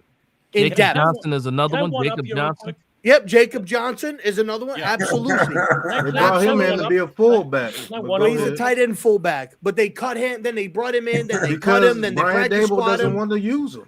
You gotta laugh at this. He doesn't know how to use him. Well, hold on. Time out. So, if you hired your fucking buddy and you're spending money on player after player after player, and he can't make none of them work, then you need to grow a pair of balls and fire your fucking buddy. That's why. If you don't have the balls to do that, then you don't deserve the job neither. Sorry, I'm the moderator. That's a good point. And let's dig deeper into this, right? I like Rob's sense in going with the timeline. Joe Shane drafts Dane Belton in the 4th round. They pick up Jason Pinnock. Then they let Julian Love go. They let McKinney go. They draft Tyler Nubin. What's Dane Belton doing now? Special teams. Don't forget about Owens. Not a damn they drafted thing. And then cut. He ain't doing a damn thing. That's what wait, hold on. They brought in Jalen Mills. Jalen Mills. Bobby McCain. Bobby McCain. Hold on. Let Mac talk. Mac, come on. Mac. I've been listening to y'all for a minute, man. It's just Joe Shane got to go. It's no defense for Joe Shane right now. Tell him, Mac. The sake y'all talking about the Saquon Barkley thing, that just put the shit over that puts everything over the top. My thing is, I've been saying it for years. All this market value shit, that's a bogus argument. You pay a player what they mean to you as your franchise, your team. It's not about, I'm running back to only getting this. And Saquon Barkley, he's not no regular fucking just average schmo running back. You have certain players that are just like, they're just generational talents. You can't just keep letting talent like that walk out the door for nothing. This Zizo Jalari thing now he's on IR. You could have traded him a couple weeks ago. It wouldn't have been a fucking problem no more. Now he's on IR. So another just waste of what? Joe Shane is doing nothing. He's not doing anything right, is what it seems like. Everything he's doing is ass backwards. He's just trying. So he tried stuff. That's what he does. The thing is, trying shit. Don't work. But the thing is, the main problem is the development of these players. Why do you think the Chiefs are able to let Tyreek Hill go and still be good? Why do you think the Chiefs are able to let that one cornerback go, Snead go, and their secondary is still very good? Yeah, Patrick. So here's my question. Alex, you go next. It's called Patrick Mahomes. That's gonna say that's definitely called Patrick. Who's that defense is it is, but Pat, on some real shit. Hold on. Look at what you just said about they let Tyreek. Hold on. It's called a development and a scheme. If that defense falls apart for the Chiefs because they let certain players go, I don't care how good Patrick Mahomes is. He's not going to beat everybody 50-49. All right, let Mac rebut. Of the players. When you develop when you develop good players, you can rotate them like anything that you want to because you have somebody right back there in place of them to replace them. Good players are let go from teams every year. So every year. Problem the coaching? If the problem's the coaching, I could have swore the GM hired the coach. Yeah. If you want to fault Joe Shane for that, that's absolutely a fact. And how about this, Pat? How about this, Pat? All the roads lead back to Joe Shane. And Mac, I got you, Mac. So all of these defensive players that they brought in for Wink Martindale and what he wanted to do. And guess what? Hold on. You had a guy that ran a similar system that was willing to take the job in Denard Wilson, who was in Baltimore. All he wanted to do was hire his own people. The GM and the head coach said, absolutely freaking not. How much do you think that was? And he said, I'm going to Tennessee. And he signed with Tennessee. How much do you think that was Dabo or Joe Shane? Because I think it was both. I think it was both. If Dabo was on board, I guarantee you that dude would have been here. Dabo is a guy that can't work. I'm saying they're in lockstep. I think it was both of them. I think that they both did not want it. A good GM is going to be in lockstep with his head coach. He's not going to say, "Hey, fuck what you talking about." I'm just going to bring this guy over here. What if the head coach is wrong? The GM got to be the one that corrects the head coach because he's in charge. If you have a head coach, brother, that's already there and has already been under contract with you, you're not going to go against the head coach or bringing somebody in unless you're just going to fire the head coach. Hold on. One second. You mean Big Dash? You mean the GM? You mean the GM that got on the headset? Everybody, time out. All right, now the argument just killed itself. Now I'm gonna tell you why. The GM has got to be in lockstep with the head coach. We all agree that the head coach has got to be fired. We all agree that the general manager has made ample mistakes. So if they're in lockstep coming in, they have to be in lockstep going the fuck out. We need to just hire a new GM and a new head coach. That's a fact. And start anew. I don't think there's this any is not Lou, you know what you need to put hold on, Rob. You need to put him in the bathroom. Put him in the bathroom, both of them. Yeah, put him in the fucking bathroom. Put him in the fucking bathroom. I don't want his face looking at my dice. Put him in the fucking bathroom. Right. I think you guys think that. I think you guys think that I'm advocating for Joe Shane to be here or something. That's not the case. No. The debate should he be fired solely for Saquon Barkley's mismanagement? That was the debate. But the thing is when a good GM, he's always going to be in lockstep with his head coach. Now, if you want to destroy Joe Shane for some of his picks and some of the moronic decisions that's been made, I guarantee you, most of that shit is coming from Brian Daboll. But that's not true for every organization. Hold on. That's how good organizations are No. ran just like that. No, yes, because they are. The Eagles fired Doug Peterson. They weren't in lockstep. Okay. That was the GM saying, okay, Doug Peterson, you're not getting the job done. You want to blame Joe Shane for that? You have absolutely. But they were in absolute lockstep the year they won. I know until he saw, hey, look, your vision is ass, and I can't handle this. I'm gonna fire you before I get fired. Okay, so how does that not work for the Giants? Hey, Pepsi, cut the check. I drink Pepsi every night on this damn stream, and y'all ain't sent me a dime yet. Cut the motherfucking check. You heard? If you would let me finish. If the GM and head coach are in lockstep, remember, these are two dudes who are just getting a new job, and they're best friends. You see what I'm saying? You guys are absolutely right. Joe Shane should be fired for not seeing what the fuck Brian Daboll really is. He can't coach. He can't develop players. His decisions are bootleg.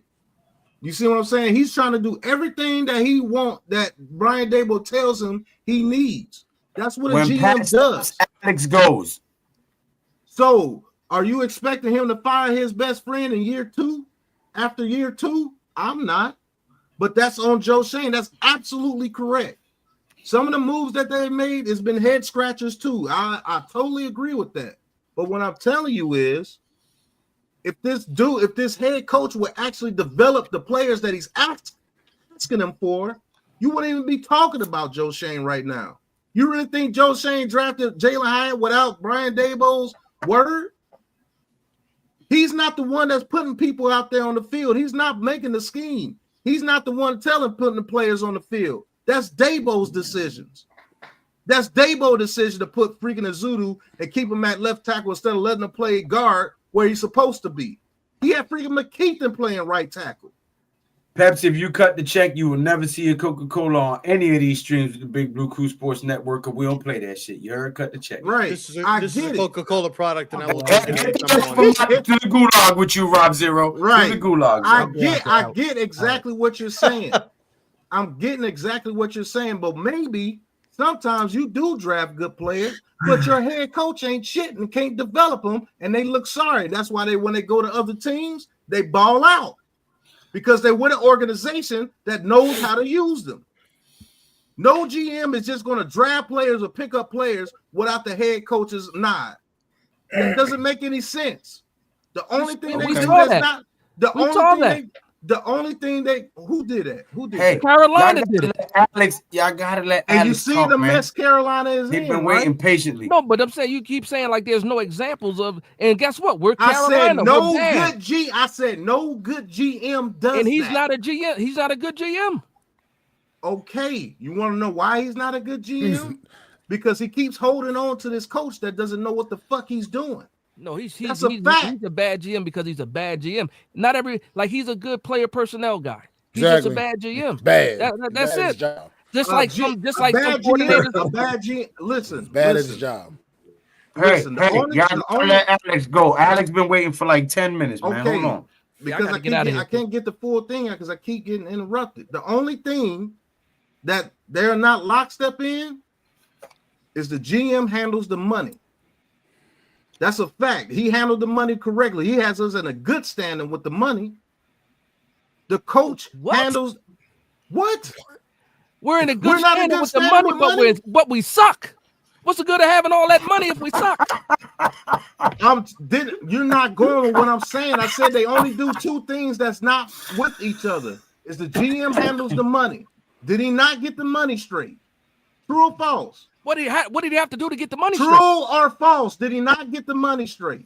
False. I'm going to say false. No. He got the money straight, but the team ain't. I'm going to say false because we have gone in to the last two seasons with quarters, pennies, and dimes rolled up, going to the bank trying to cash it in. No team wants to go into the season. I'm sorry. $40 or $50 million of cap room, brother. I'm sorry, Pat.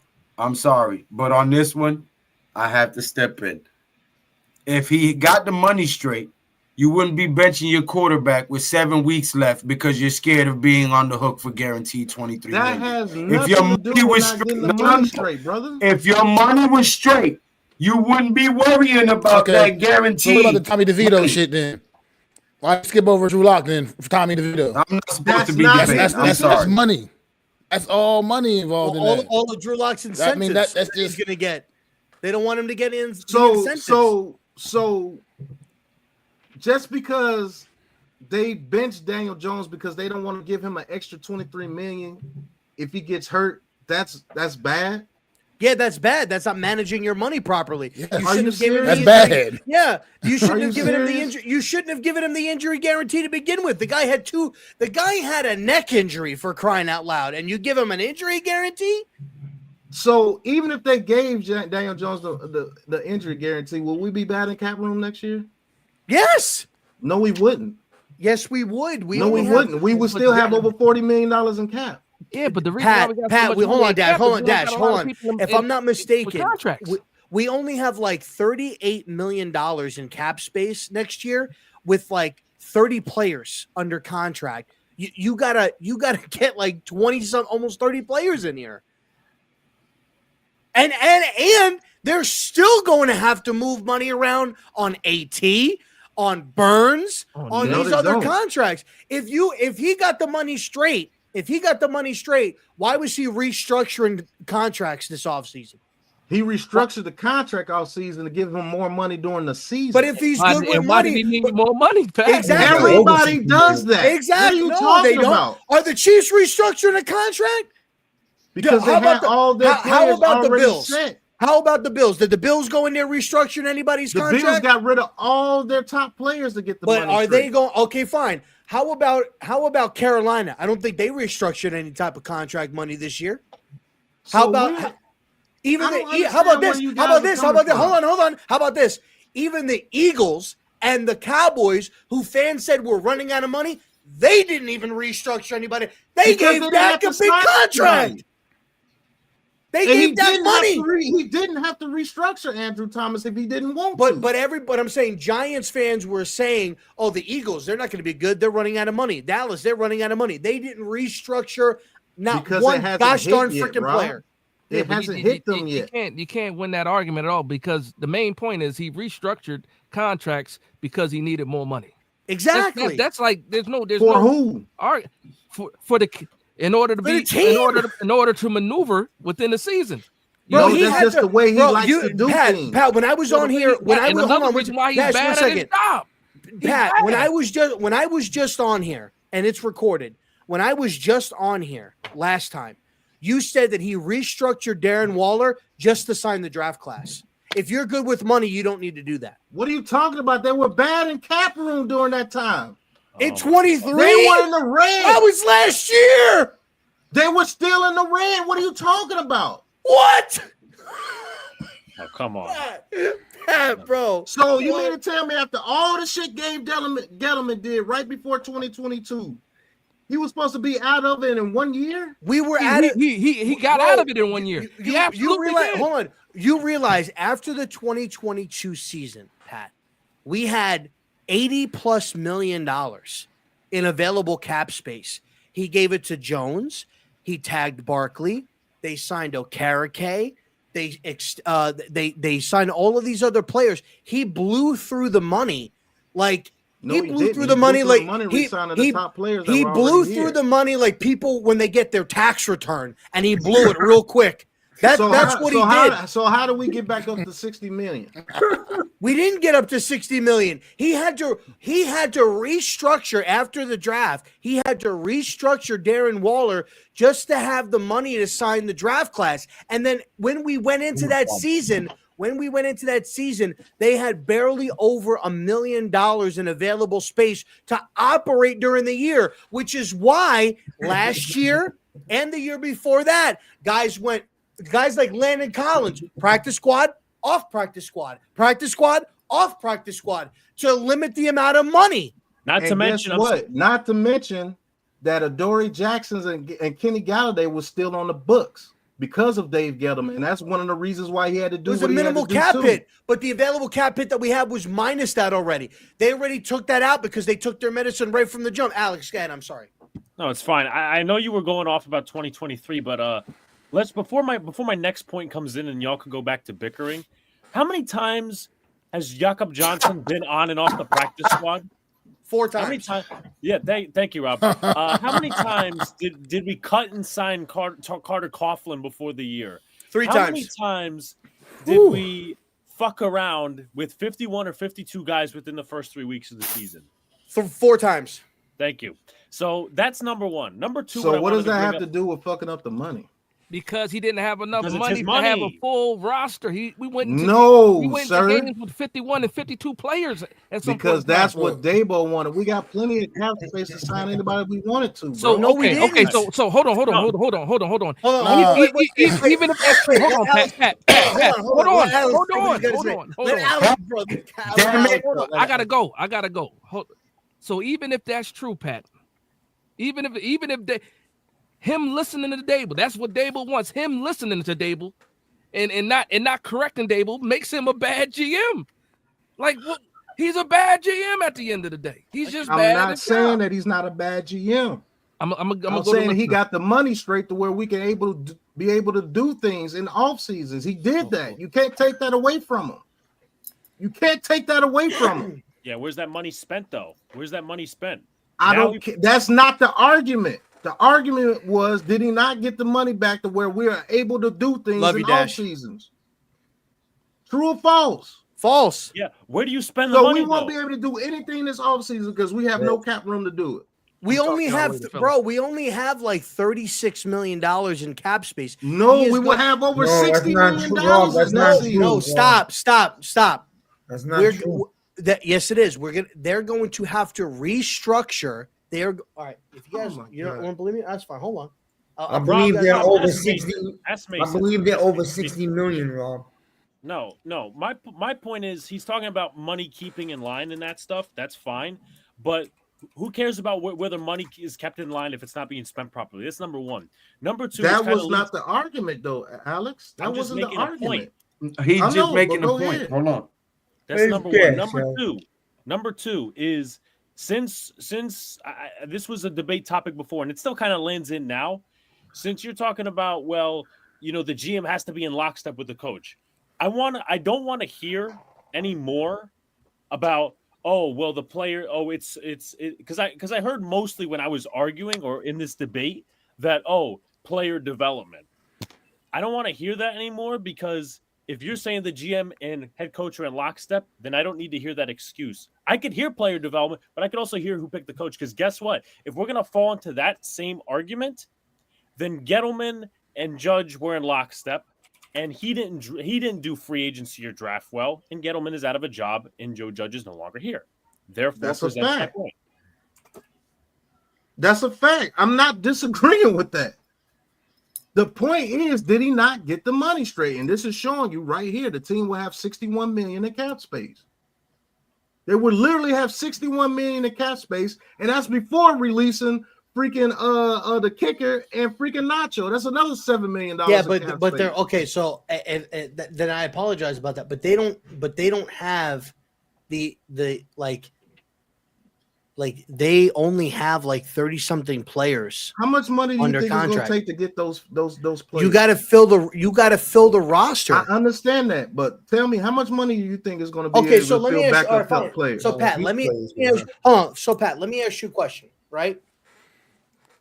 If they're planning on going ahead and let's just say they're going to draft a quarterback, but they want to go ahead and they want to sign a bridge guy, right? Some of the bridge guys that are out there, you're going to pay anywhere from $10 to $15 million for that bridge.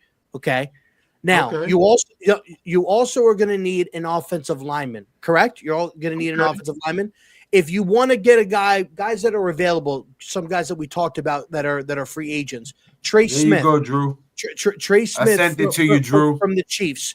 You have a guy like Robert Hunt that got $100 million last year. Trey Smith is a way better guard. He's going to get probably 110 to 115 million a year. That's 20 something million that you're going to be giving to him next year. So now that's probably $35 million. That's where y'all mess up, Rob. It's not like a bank account. It's not like a bank account. You don't take $20 million because you give a player $20 million a year. You can structure the contract to where it's a lesser hit. But you also have bonuses. You have bonuses and roster bonuses. I understand that too, dude. but it's not going to be 20 million right off the cap because you gave the guy 20 million a year. It's not like a bank account. That's where y'all getting it twisted. There's two things that go into that. Was that I'm not saying Pat's wrong, but also you're kicking the can down the road, which obviously with good teams that happens. You do kick the can down the road, but of course we're not a good team. We don't have a good GM. You're also going to need a corner because there ain't no way in hell you're running it back with Banks and drafting somebody. Can't do that because you're going to need a quarterback. And, you got to make a decision on Tibbs very, very soon. Underperforming player. I don't give a shit who says what. He's underperforming. I sent it right there. 2 giant. You get no argument from me. You get no argument from me. Let me chime in for just a second because I've been quiet, bro. I've been patient. But let me say something real fast. I'm not trying to go into the numbers shit. I'm not even fuck the numbers. Good GMs figure out a way to make it happen regardless. I mean, you look at what the Eagles is doing. Look at that roster, how that's constructed. A good GM, they got 2 number 1 wide receivers on the books, both paid. Two number 1 wide receivers. They got Barkley in there. They got a quarterback that's paid. They got one of the best O-lines in football. Good GMs figure it out. And we got Joe Shane. That's and that's just the point blank in the period. Let me the good ones figure it out. Because y'all keep going back and forth and see Pat's the only one arguing for the other side of the argument. So let me help my brother out real quick. Look, man, y'all keep talking about money, but all I heard when Dave Gettleman was the general manager was, we gotta get this money right. Yo, the money messed up. Yo, the money. Now the guy has you in a flexible. Listen to me, flexible cap position. You're not going to have $80 million every single season. No team has that. So he has you in a flexible cap situation, but you can't even give him credit for that. When we came hold up. We do give a shit with Gettleman because they was here to fix Gettleman's mistakes. So chill, Alex. We do give a fuck what Gettleman did because he fucked the team up. So you asking somebody to repair a mistake, but yet and still you're pissed. Appreciate you stopping by, Dash. Yet and still you guys were pissed because he's not getting it right immediately. You know what I'm saying? When this guy Gettleman and Jerry Reese, to all of yous, admission, fuck this team up and fuck this cap up immensely. Thank you. And we have no void. Hold on. Another thing I want to say, because everybody's like, he's kicking the can down the road. No, he's not. Nobody has any void years on their contract. Nobody has. Leonard Williams did. Leonard Williams had void, which we still have to pay, by the way. They're gone. That's not hurting what we got right now. They still have to pay Leonard Williams this offseason because of a void year. I understand that, but that doesn't have us in cap hell. We're cap fluid. All right, fine. Look, let me appease. But that was my only argument. I understand, but let me appease this then, right? If you're saying that these guys rectified the cap problem, right? So then you have a rectified cap issue. You've had 30 plus draft picks that you've had in the last 3 seasons, and you are at the bottom of your fucking division. Excuse my language. So I'm sorry, but that right there, if you fix the cap, right? We'll say you fixed the cap, made it flexible, like Kenny just said. You've gone through 3 draft classes, and and you could argue they are worse than 2022 now than what they were when they took over. And that 2022 roster, 90% of that roster was Gettleman's. 90% of that roster was Gettleman's. The only free agents that they brought in was Mark Lewinsky.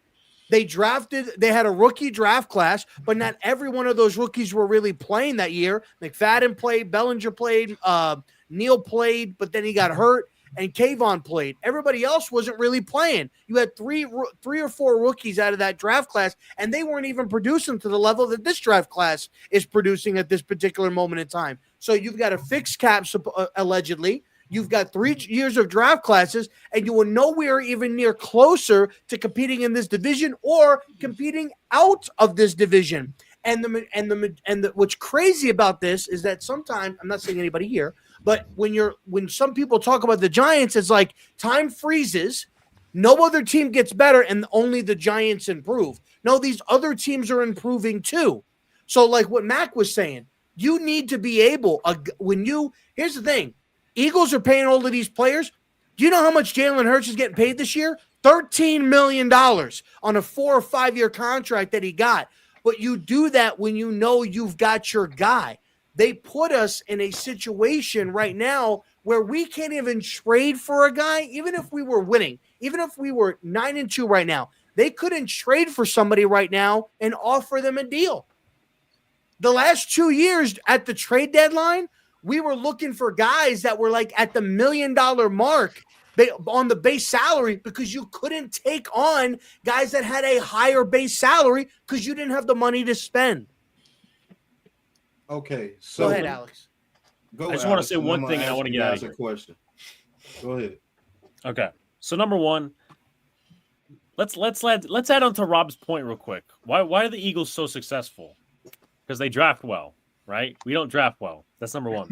Number two, we need to stop with this. While it's partially, there we go. Sorry. While it's partially true, we said the same exact thing, and I'm going off of NYG what he said.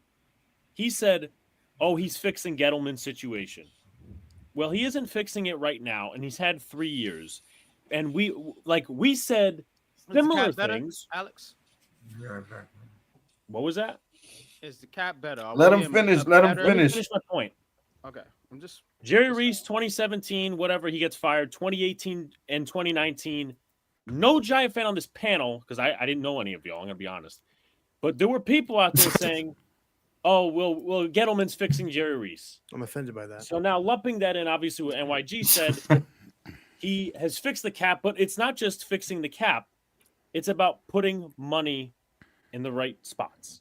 And he has done that to a certain extent, but he's replacing guys that he drafted, right? You wouldn't need a Luminor if you hit on Evan Neal. You would need some of these guys, right? So that's another thing, right? He's had multiple draft picks. He's had this, that, and the third, whatever. And obviously in 3 years. And here's my final point. And then I'll let y'all do your thing. You're saying it's not, NYG's saying it's not handled yet. You know, I don't, like, specifically somewhere around that mark. Am I right, NYG? You said he's got to handle this situation or whatever, because you were saying, you were along the lines of giving him more time. What did you exactly say, maybe, along the mark? So I could just get it right. No, I said you're asking him to come in and fix something that 2 GMs messed up. Okay. You know what I'm saying? And the other thing I said was you have to give the draft classes more time to see if they pan out or not. Okay. So here's my final rebuttal. Why did you guys pick the Giants to win 11 to 13 games this year, if that was the case? I did that. You know, they was just riding with me because of my optimism. I was to a say little 11-6. kind of I actually picked this.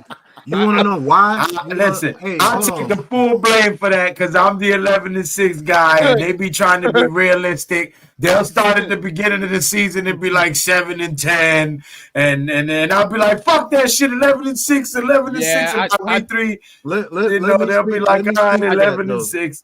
Let me speak to that though. You know what Joe Shane's most egregious thing that he's done? But I'm accountable for my shit, if nothing else. Facts. We all are. Yeah, no doubt. You know what the most egregious thing this man has done? It's the same mistake Dave Gettleman did. He's not hiring head coaches that could develop people, bro. I'm telling you that. That's a fact. Because this team, to be honest with you, in 2022, if they would have kept building on what they were doing in 2022 instead of letting Dabo take over everything and put it in his own system, Yeah, because Kafka was calling the plays in 2022. That's a fact, and they were doing it with Richie James in them. So imagine the players. Imagine the players that he picked up. The way that we would be playing in that same system, even with Daniel Jones in there. Pat, you might not hold on because I let everybody speak. You might not like the way that they did it in 2022 because it wasn't fly and flashy, but they played good defense. They ran the ball, and DJ was efficient that year. Whether you like him or not, he was efficient in 2022. You got to at least give him that. When it came to third downs and longs, he was picking that shit up almost every time. Throwing in the middle field to Richie James. If Richie James can do that in that system, what do you think Wan'Dale Robinson can do in that system? What do you think Malik Neighbors could do in that system besides freaking Kenny Galladay or somebody? But let me ask you this based off what you're just talking about right now. I guess my question for you would be, when was the turning point that you felt this way? Because prior to the season starting, and I'm not trying to whatever, with Dable, we knew Dable was more than likely going to call plays. We knew it. He didn't announce it, but we all knew he was probably going to call plays. You said with a good line and with these weapons that Daniel Jones would throw for 4,200 yards and 30-plus touchdowns. So at what point, hold on, at what point, no, Pat, that was you in the space. No, Lou, that was Pat in a space that we had that he said that if the O-line held up and with the weapons and if the offensive line was good, that Daniel Jones, the floor was 4,200 yards and 30-plus touchdowns. So at what point, how you feel now about the lack of Dable and his ego and all of this other stuff, when did that change? Because it had to change at some point between the season, before the season started, and today. So at what game was that? What game was it? Yeah, what game did you feel that everything changed? I'll tell you when it changed is when I seen that they did go back to what they were doing in 2022 and they stuck with what they were doing in 2023. Because in 2022, that season that he had, if you have system the way they was running it, I promise you would have had a better season. Now, I probably said that to piss some of y'all off, probably what you did that day.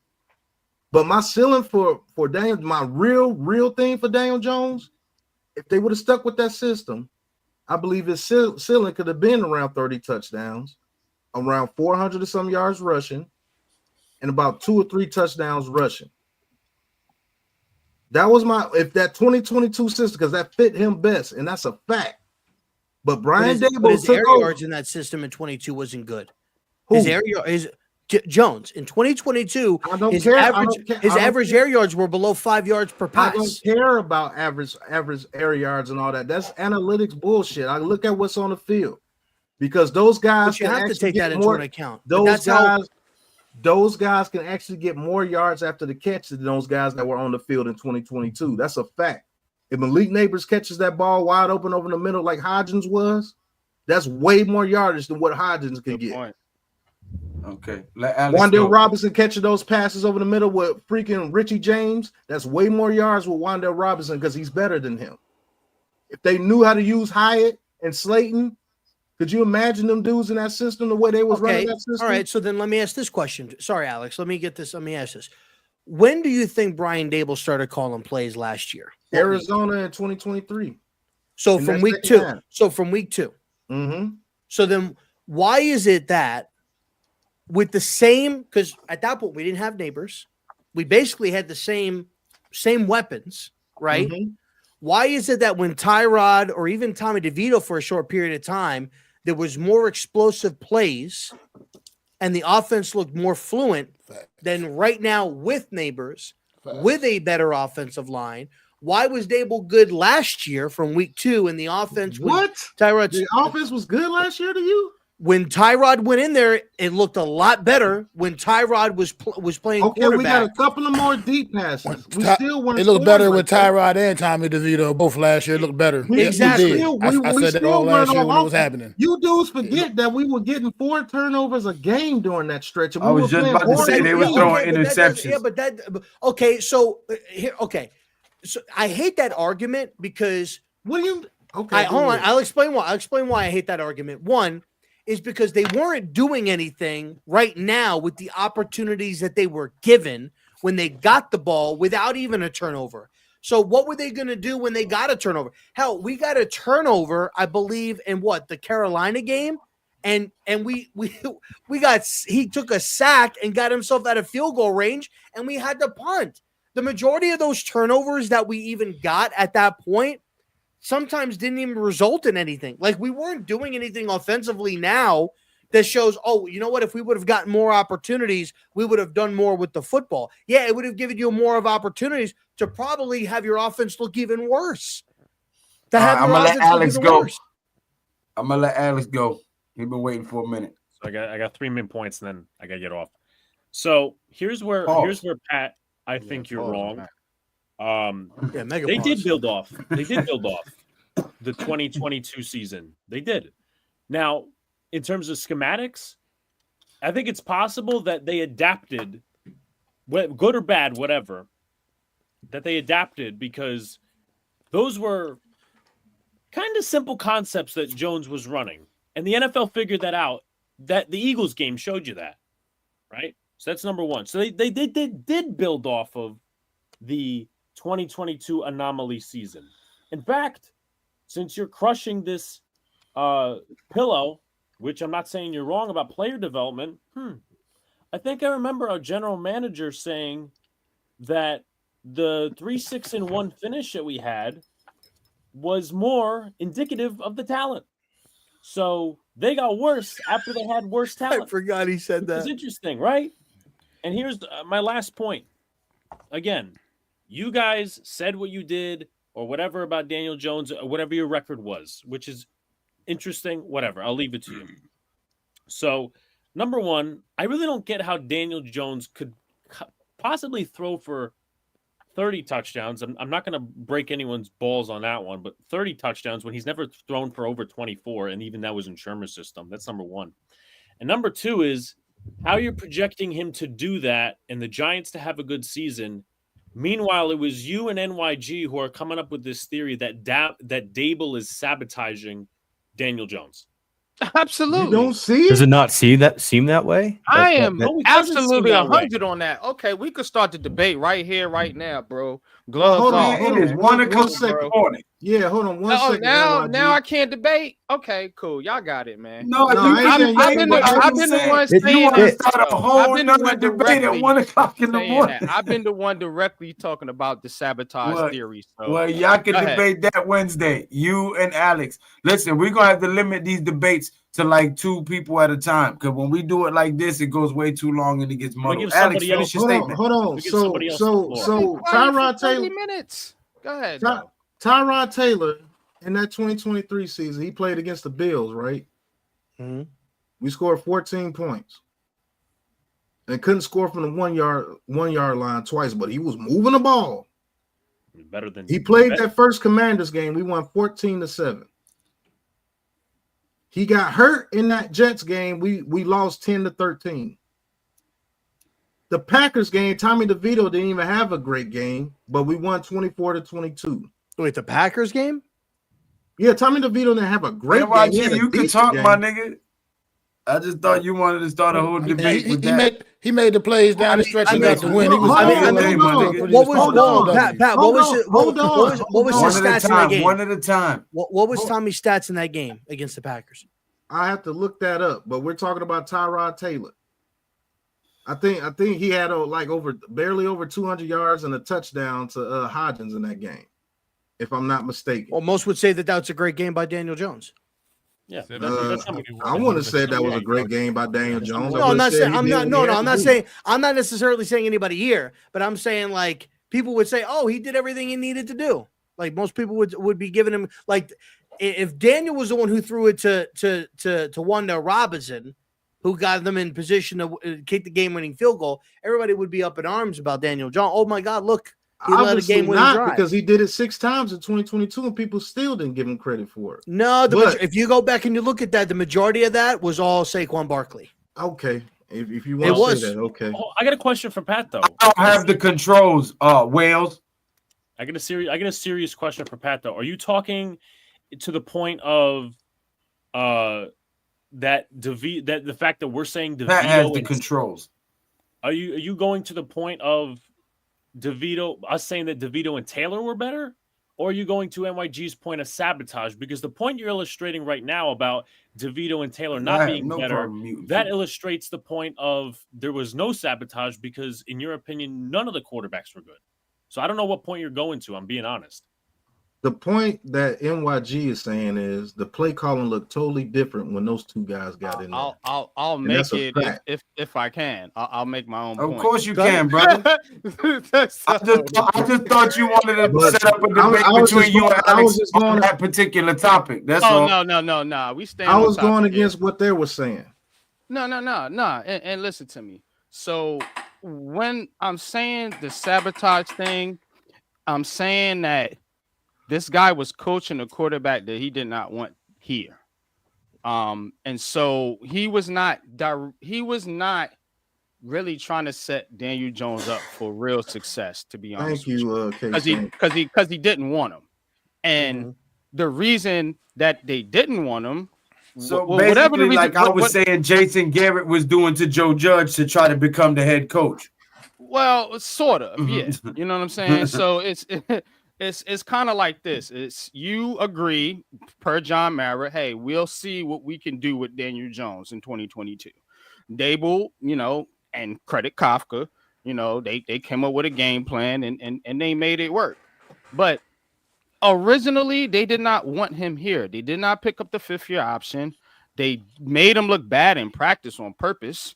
You know what I'm saying? You've seen some of the tantrums that happened on the sideline. You've seen some of the way they were kind of dismissing him when they first got here. Not really. It seemed an awkward quote unquote relationship from the beginning. And didn't pick up his 5th-year option. Right. And are you talking about last year or are you talking about this year? I'm talking about the entire time Daniel Jones has been the quarterback of the New York Giants. You felt like they were trying to sabotage him the entire time that they were here. I felt like they did not want him here. Now, if you're saying that you support a quarterback and that you're doing everything that you can do to yada, yada, yada, but you don't really want him here, you want to draft a quarterback and you're trying to move on secretly, that to me, that's the definition of sabotage, bro. Because you're acting like as if you wanted to make it work with Daniel Jones. That was not the agreement. The agreement was per Mara, do what you can, and they did, and they got suckered into giving him a contract. Why not? So hold on, Alex. So then let me ask this question then: sabotage complete. He's released. Why is the play calling still trash last week? With a guy that's been because in your they're tanking for their future quarterback. Facts. I just think it's that. Yeah, but here's the thing. I think it's because DeVito is bad, Dable is bad, and I think, and I don't mean this disrespectfully, I think people are looking for something to pin it on when it's just that this team doesn't need to tank. This team is just bad. This team doesn't need to tank. They're going to lose games regardless. So they don't need to tank. They do though, Rob. I think they do need to tank because the Giants have been in so many close games where questionable play calling and decision making has been made, and you're like, what the fuck are they doing? Like when they get in the red zone every week. Like in the red zone every week, bro. It's terrible. So if Dable is such a bad coach, what the fuck have we been doing for the past 3 years? If he's that bad, I mean that idiotic to where he can't recognize simple shit that me and you and average Joe Smoes just watching the game on TV can do. Like, bro, But then that's more of an indictment on Joe Shane than it is on Brian Dable, because then it's an indictment on both. So if you and me are let's just say I'm with you, I'm aligned with you, and we notice that. How does, if the GM doesn't notice that, that's an indictment on him, and he's guilty by association. And he's guilty by association at that particular point. So, and that's what I'm looking for, Rob. Now, that's what I'm looking for, because if you're Mara and you really giving these guys control, or Shane, so to speak, then I'm looking at him and I'm saying, look, if you don't fire your buddy, or you're hesitant to, I'm getting you the fuck up out of here too. Because guess what? That shows me that y'all really got this cahoots thing going on. And that's the reason I would fire Shane, is because of his involvement with Brian Dable. I think they're in cahoots. I don't think it's he's the GM and he's just taking orders from his boss type shit. I think they're in lockstep, as people said. Credit to you, Alex. You want cookies? I'll give you one. You know, you were on the Shane train, the first and foremost. But the fact of the matter is, though, I don't think you can really pin it all on him when you have a coach out there that's literally not maximizing the talent that's on the field, bro. That's the bottom line. Yeah, well, it's not even really a question whether or not they want Daniel Jones to be their quarterback. I mean, obviously he's gone now, but it was caught in 4K in Hard Knocks when Joe Shane's talking to Todd Bowles at the Senior Bowl saying, oh, it must be nice to not have to worry about your quarterback situation anymore. And then you're watching these interviews and in these meetings with the Giants front office saying, oh, which quarterback should we try to trade up and get? It's obviously we're trying to move on from Daniel Jones even before this year. And when you're having, watching videos of Joe Shane already at Colorado talking to Coach Prime about Shadur Sanders and, already going and looking at all these quarterbacks, it's like Joe Shane looks like he already has, the first overall pick already. And I feel like when you hear Brian Dable talk in these media press conferences, when they're talking about decisions about what quarterback's going to start, Brian Dable always says that me and Joe always have great conversations. Everything's in lockstep. We have good conversations behind the scenes. So it's obviously they're in good communication. And it seems like the ideals of the Giants this year is to lose, draft their future quarterback, and move on, because they bit themselves in the ass last year by putting in Tommy DeVito, and they won those 3 or 4 games in a row. And then they were out of contention to get someone like a Drake May or a Jaden Daniels. So this year, I feel like they're committed to that. They never wanted Daniel Jones. And I feel like Brian Dable's play calling, Brian Dable's demeanor towards him, it was all pointing in the direction of, we're moving on from you. We don't want to win games, and you're not the future of this team. And I feel like that was pretty obvious. I'll say this real quick. I'll say this one last thing, that you go TP. I don't think it was DeVito that caused him that. It was Wink. That's true. And I feel like that's probably what the fallout was behind the scenes. Fired him, Wink was the only motherfucker that was like, "No, nigga, I'm gonna call my defense the way." Why you think Wink's defense went ape shit at the end of the season? That was a man that was trying to show something to somebody. That defense went ape shit. Y'all keep forgetting that defense was literally getting 4 turnovers a game. Yeah, making it to where you damn near had. We were losing games 13-10. You can't tell me that a head coach that's supposed to be this like offensive mastermind, a QB whisperer, is getting blown out of games. His offense is looking inept when you have players like Malik Neighbors, Wan'Dale Robinson, Darius Slayton, Theo Johnson, Daniel Bellinger. You got a revamped offensive line with Tyrone Tracy, who's what the best rookie running back in the league. You have Andrew Thomas, you have Jermaine Illuminor, you have John Michael Schmitz, you got 2 new guards. There's no way you could be this inept unless it's either intentional or you're fucking stupid. Facts. So it's either one of the two. So pick your poison. I think they're either fucking you're stupid taking intentionally or you're stupid. Yeah. And no matter what the answer is, you can't be the head coach of the New York Giants anymore. But if you're doing any of that shit. Go ahead, TB. Sorry. I just have 2 questions, because I just want to make sure that we are all on the same page. I'm just trying to check the temperature real quick. And these are just yes or no questions. I would like for everybody to answer. We all want them gone, but we want them gone for different reasons.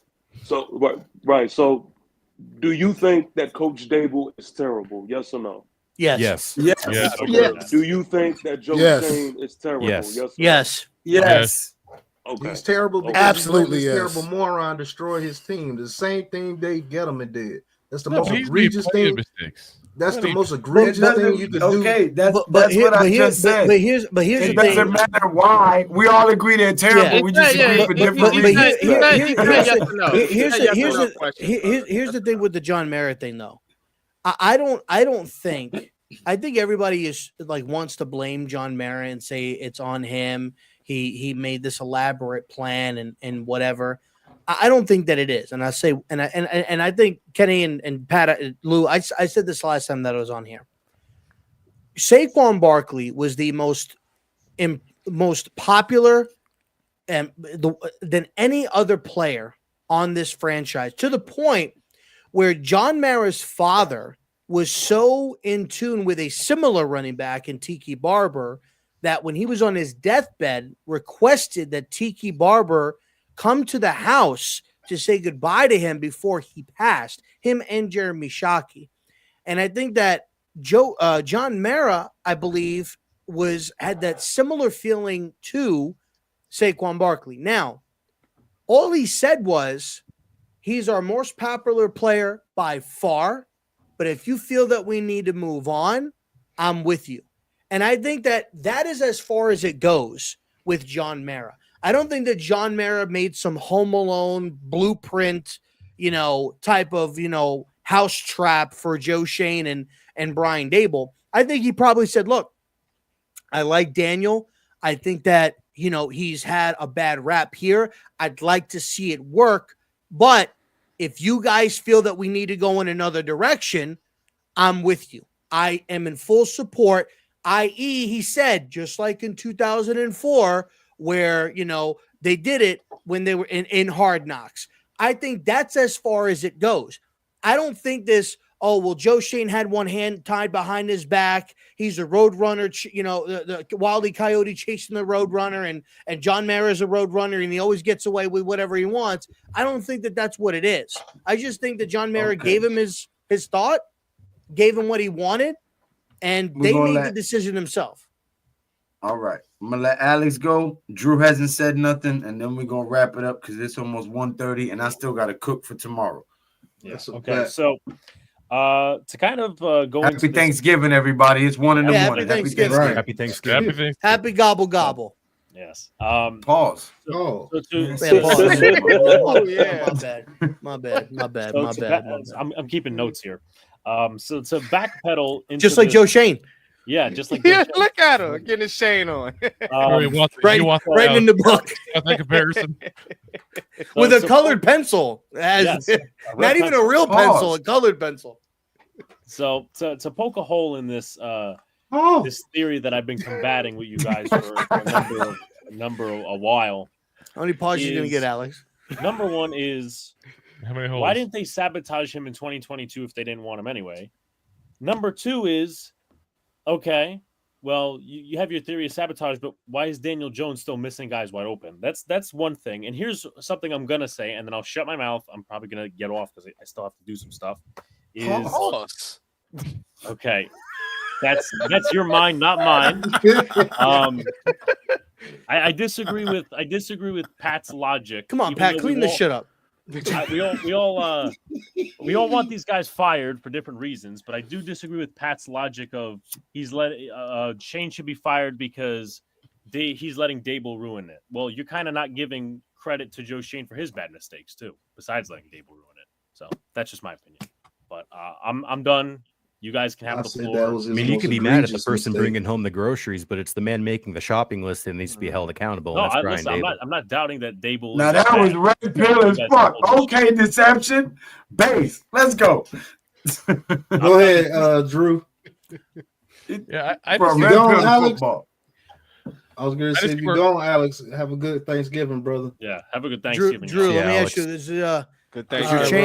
Does your chain hang low? It wobbles. Hey, man. Oh.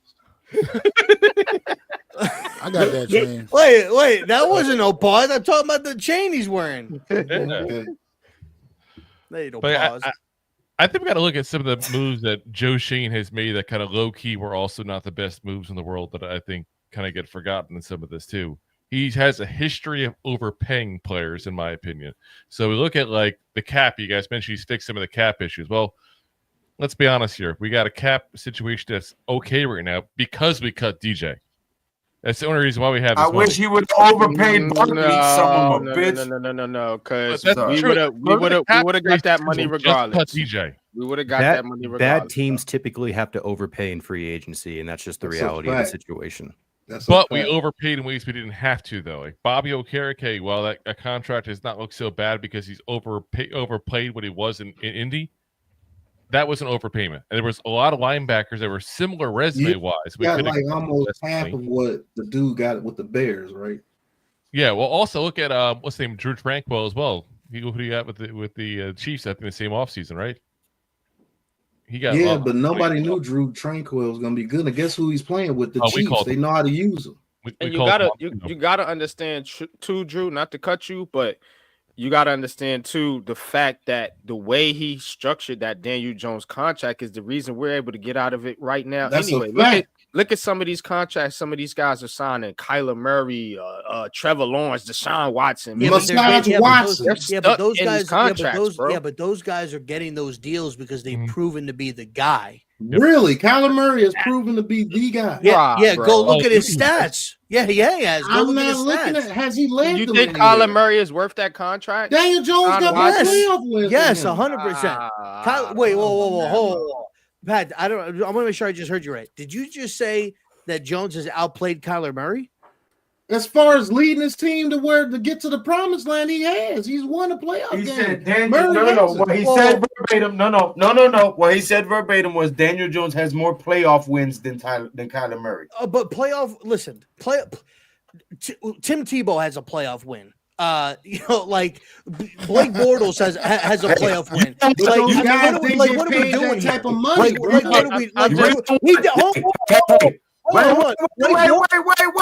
Wait. Time out. We're not going to talk about Tim Tebow because I can do a whole series of videos of why Tim Tebow's not in the league. It's because he gave credit to Jesus Christ first in every interview he ever had. That's why. Because he wouldn't party and drink and go whoremongering with the team, and they felt like he was alienating himself from the team, and he might snitch on some of the debauchery and shit. So they got his ass out the league, and that's a fact.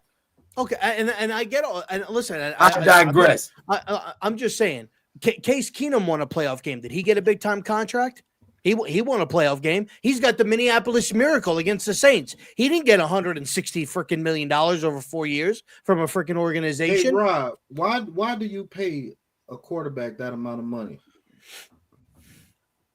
A quarterback like Daniel Jones because you're stupid. A quarterback like Kyler Murray.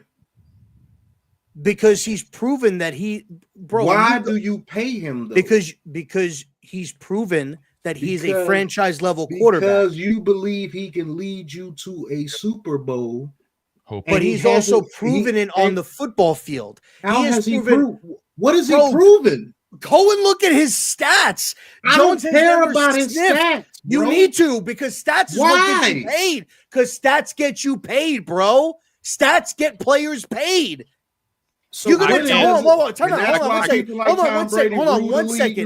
No, 1 second. Tom Brady was an anomaly because he took less money with the New England Patriots. So he's an anomaly. I'm not talking about the money. I'm talking about winning. I'm talking about right now. Stats get players paid. If Barkley, I'm not even going to use their name back. I'll stick with the quarterback situation. But Trevor Lawrence. If Trevor Lawrence went out there and put out a 4,500 yard season with 30 something touchdowns on the final year of his deal, damn right he's getting a contract. Justin Herbert got the contract because he's produced in the league. He's one of the fastest quarterbacks to like almost 40,000 yards freaking passing. It's insane the amount of production that he's put. And Kyler Murray, just like how people want to use running, passing, like how some people wanted to do with DJ, the guy has averaged over 30 touchdowns, except for when he got hurt and he missed. He's averaged 30 total, well over 30 touchdowns total, rushing and passing. He's had close to almost 5,000 yards in total yardage between rushing and passing. The guy is producing stats. If no player just gets paid off of just winning a playoff game. That shit don't happen because Case Keenum didn't get paid. Tebow didn't get paid. Hell, Baker won a playoff game and he got traded and before he got his contract with the Bucs. Just because you win a playoff game, that don't mean shit. You get paid off stats. That's why in your contract, you get bonuses for stats. And that's why the league is the way it is now. But that's I'm just telling you what it is, bro. That's also a contract. Yeah, that's also. I mean, that's a perk, but you don't get. You don't get major contract off for of real. I agree with you on this point. Kyler Murray is a better quarterback than Daniel Jones. That's a fact. I don't think that he should have. I don't think he necessarily deserved that contract just from the simple fact of there was reports he wasn't studying and really concentrating and really getting into the playbook like that. That's why that head coach over there got fired. Now they got Gannon over there and they're kind of turning it around because they're a defensive minded team first and foremost. Think what you want about Arizona. I watch football. But to me, Kyler Murray is the type of quarterback. Some of these quarterbacks, to me, I don't know if you watch basketball, Rob, or any of you guys, but they're like James Harden. They're like Russell Westbrook. Like they're empty stat producers. You know what I'm saying? They look good. They look good when it comes when the game ends and you look at the stat line. They look good. But when you actually turn on the game and you watch the game, and I'm not making an argument for Daniel Jones, so don't get it twisted. But when you actually turn on and watch the game, these guys aren't as good as they seem, bro. Empty calories. Let me be honest with you, Kyler Murray didn't deserve that contract. Let me say this real quick. NYG. So the stats got him paid, right? Yes. 2019, 3,722 yards, 20 touchdowns, 12 picks. 2020, 3,900 yards, 26 touchdowns, 12 picks. 2021, 3,700 yards, 24 touchdowns, 10 picks. 2022, 2,300 yards, 14 touchdowns, 7 picks. 2023, he got hurt. 1,799 yards, 10 touchdowns, 5 picks. Right now, he has 2,300 yards with 6 games to play? Okay, but Pat, hold on. I'm going to add, hold on. What you're forgetting, in 2019, he also had 544 yards rushing, 4 touchdowns. 2020, 11 rushing touchdowns in 2020. I get it, but nobody gave Daniel Jones credit for what he did running. So we're going on pure passing. Pure passing. You want to know why quarterbacks get paid? Okay, you're good. Because I was just told that this dude has these amazing stats. This dude has never thrown for 4,000 yards in one season. But he's thrown for 3 years back to back, which I think he got the contract after the 2021 season because that's when he's eligible to get paid.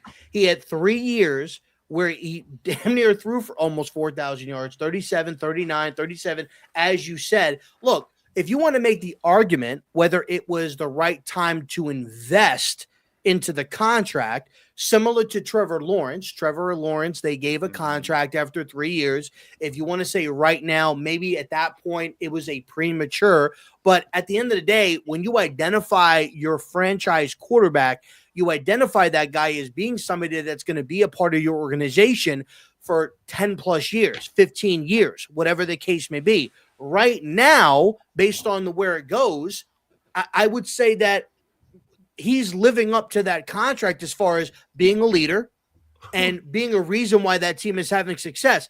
This year is the first year with Trevor Lawrence not having the success. Obviously, he's hurt too. You don't know what he's going to do. The Cardinals had. What do you mean? He was hurt last year. I mean, what happened in 2022? Man, first place in their division, ain't they? I mean, they're second place. They're in the damn division. near 500. That whole division is damn near 500. Okay, they're in a division with a good Seahawks team. They're also in a division going against the San Francisco 49ers. Who have been hurt the whole year. Hold on. We beat the Seahawks. Hold on. And the Rams. Who've been hurt all year. Okay, but the point is they are in a much tougher division than what we are. Nobody expect going into this year. Yes, they are. About that. Time out. Hold on. Right now. Hold on.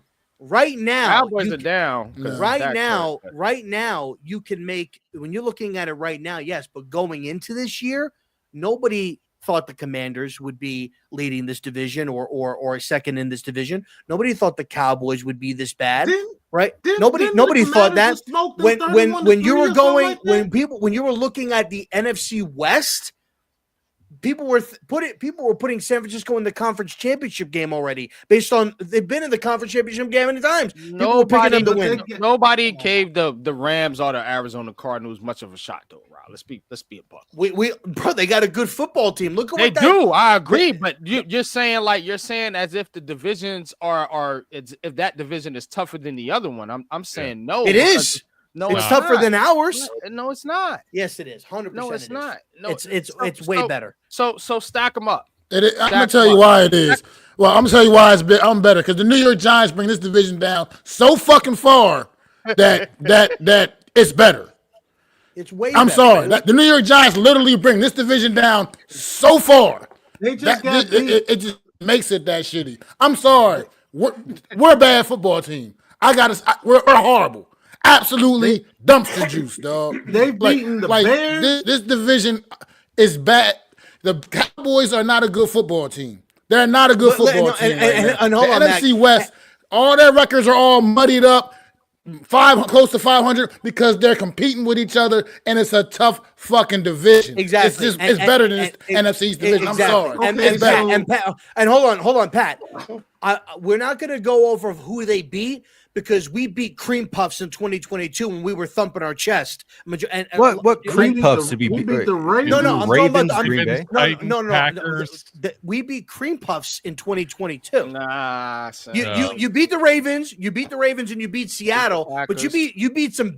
I said you beat the Ravens. You beat the Packers. Seattle. Nobody thought Seattle was really going to be a good football team. We lost to Seattle. Hold on, we lost to Seattle in 2022. By the way, we lost to Seattle week 3 in that game. But like the Panthers Cream Puff game. Who did we play week 1 that year? Tennessee. They weren't very good. Nobody were tough coming into that season. They were titles. Yeah. They were expected to be good. They were expected to be a better team than they were. It came out that they weren't that very good, but they were expected going into that season to be a decent team. We didn't beat underdogs. We didn't beat a lot of good teams, and the team that we beat in the playoffs that were 13-3. They weren't a very good team either. They had a good offense, but their defense was trash. Oh man, their defense was trash. They beat the Bills that year. They beat so many good teams. They beat the Bills because they beat the Bills similar to how we beat the Patriots. Yeah, Justin Jefferson caught a pass to put him in field goal range with 5 guys surrounding him, like the David Tyree catch. Come on now. It is 1:30. I'm not fucking with y'all no more. Right. Yo, hey, shout out to Andrew coming on, man. We can speak to you about joining the network too, because I really thought you were affiliated with someone already. But if you want to talk, we can talk about that. Yeah. Shout out to the new member, Deception, man. Hope you had fun with this debate, man. Hope you had very good. Yeah. Rob, I'm gonna get you on the network, Hella High Water. Pause. How was that a pause? How was that a pause? He said, I'm gonna get you on the network. No pause. Right. Man, Rob, no pause. We'll have some discussions. Oh, wow. You know, we've hashed out our problems. Hopefully we can, do some business together here soon. Yeah. Nah, I like Rob's energy. Pause, man. Yeah. Man, listen, I don't come cheap. I don't come cheap, okay? Now that's a pause. I tell you what, I'm worth 160 million over 4 years. I'll tell you that right now. Yeah, listen, just as many touchdowns that flag on the play, bro. But listen, man, here on the network, this is where you get more points in this debate than Daniel Jones has thrown touchdowns. That's a fact. But hey, look. This is what you get on the Big Blue Crew Sports Network, man. Grown men having different opinions about different subjects, and we don't have to insult each other to get our opinions across and talk some football, man. It's been an honor talking with you guys. And Drew, I hope you can come on. Come to the show. earlier, so we can feature you with a topic. You let us know a topic, and we'll get you on the network, and so we can discuss some things. My moderator is extremely tired. Thank him for moderating. No, we're gonna talk. We're gonna talk now after this stream. Shit. Yeah. Pussyfooting around. I'm already awake. Right. I still got to cook. I'd like to thank you, brothers. I'm missing one of the goofballs. Right. Can we talk about my Yo, I'm gonna stab the hell out you. Can we talk about my rock star partnership? Listen, if you want to party like a rock star with the New York Giants, grab yourself a rock star and you can party just like me. I gotta plug myself before we go. Right. Yo, I got the candy. Oh, I was gonna do all that, son. Come on, son. I got this. You know what I'm saying? Well, Lou, take us out, man. Let's go 2-liter. Let's go 2-liter. Listen, man. Right. You already know on a regular basis, son, that Pepsi. Cut the check. All right. Look. Stop playing with me. I'm gonna get this money, son. Y'all know I support the cause. I show it every night. I drink one every stream. You feel me? So cut the check. But y'all know what it is, man. Only on the Big Blue Crew Sports Network, man, where we get a massive amount of content creators with different ideologies, different opinions from different sports and athletic programs and different teams. Okay, we bring you debates, we bring you insight, we bring you film study, we bring you schemes, we bring you track records, history, predictions, mock drafts. We had every draft. We are appearing at the Senior Bowl. We got interviews from players and special guests. We got a whole lot of things in the works for you guys, man. Make sure you hit that subscribe button, that thumbs up button, man. Hit that bell icon so you be notified every time that we live, post, or put a short out there for you. And make sure you tap in, man. We got all your sports concerns locked down, man. Soccer, baseball, football, basketball, WNBA, boxing, UFC, man. All your sports locked down, man, on one location, the Big Blue Crew Sports Network, man. And make sure you go tap into all of these content creators individually, man. All their links will be in the description so you can subscribe to their individual channels, and make sure you go subscribe to the Big Blue Crew Sports Network, man. We're trying to build a brand that gives you the best social media sports network experience out there, man, by far. You heard? So until then, y'all know what it is, man. Hit that thumbs up button and that subscribe button, and we'll catch you next time. Cheers. Yeah, TP, let them know what it is when we get out of here. Hurry. 10, 9, TP, way to 8. giant. Go ahead. Get with me. Get with me. Get with me. Peace. Thank you.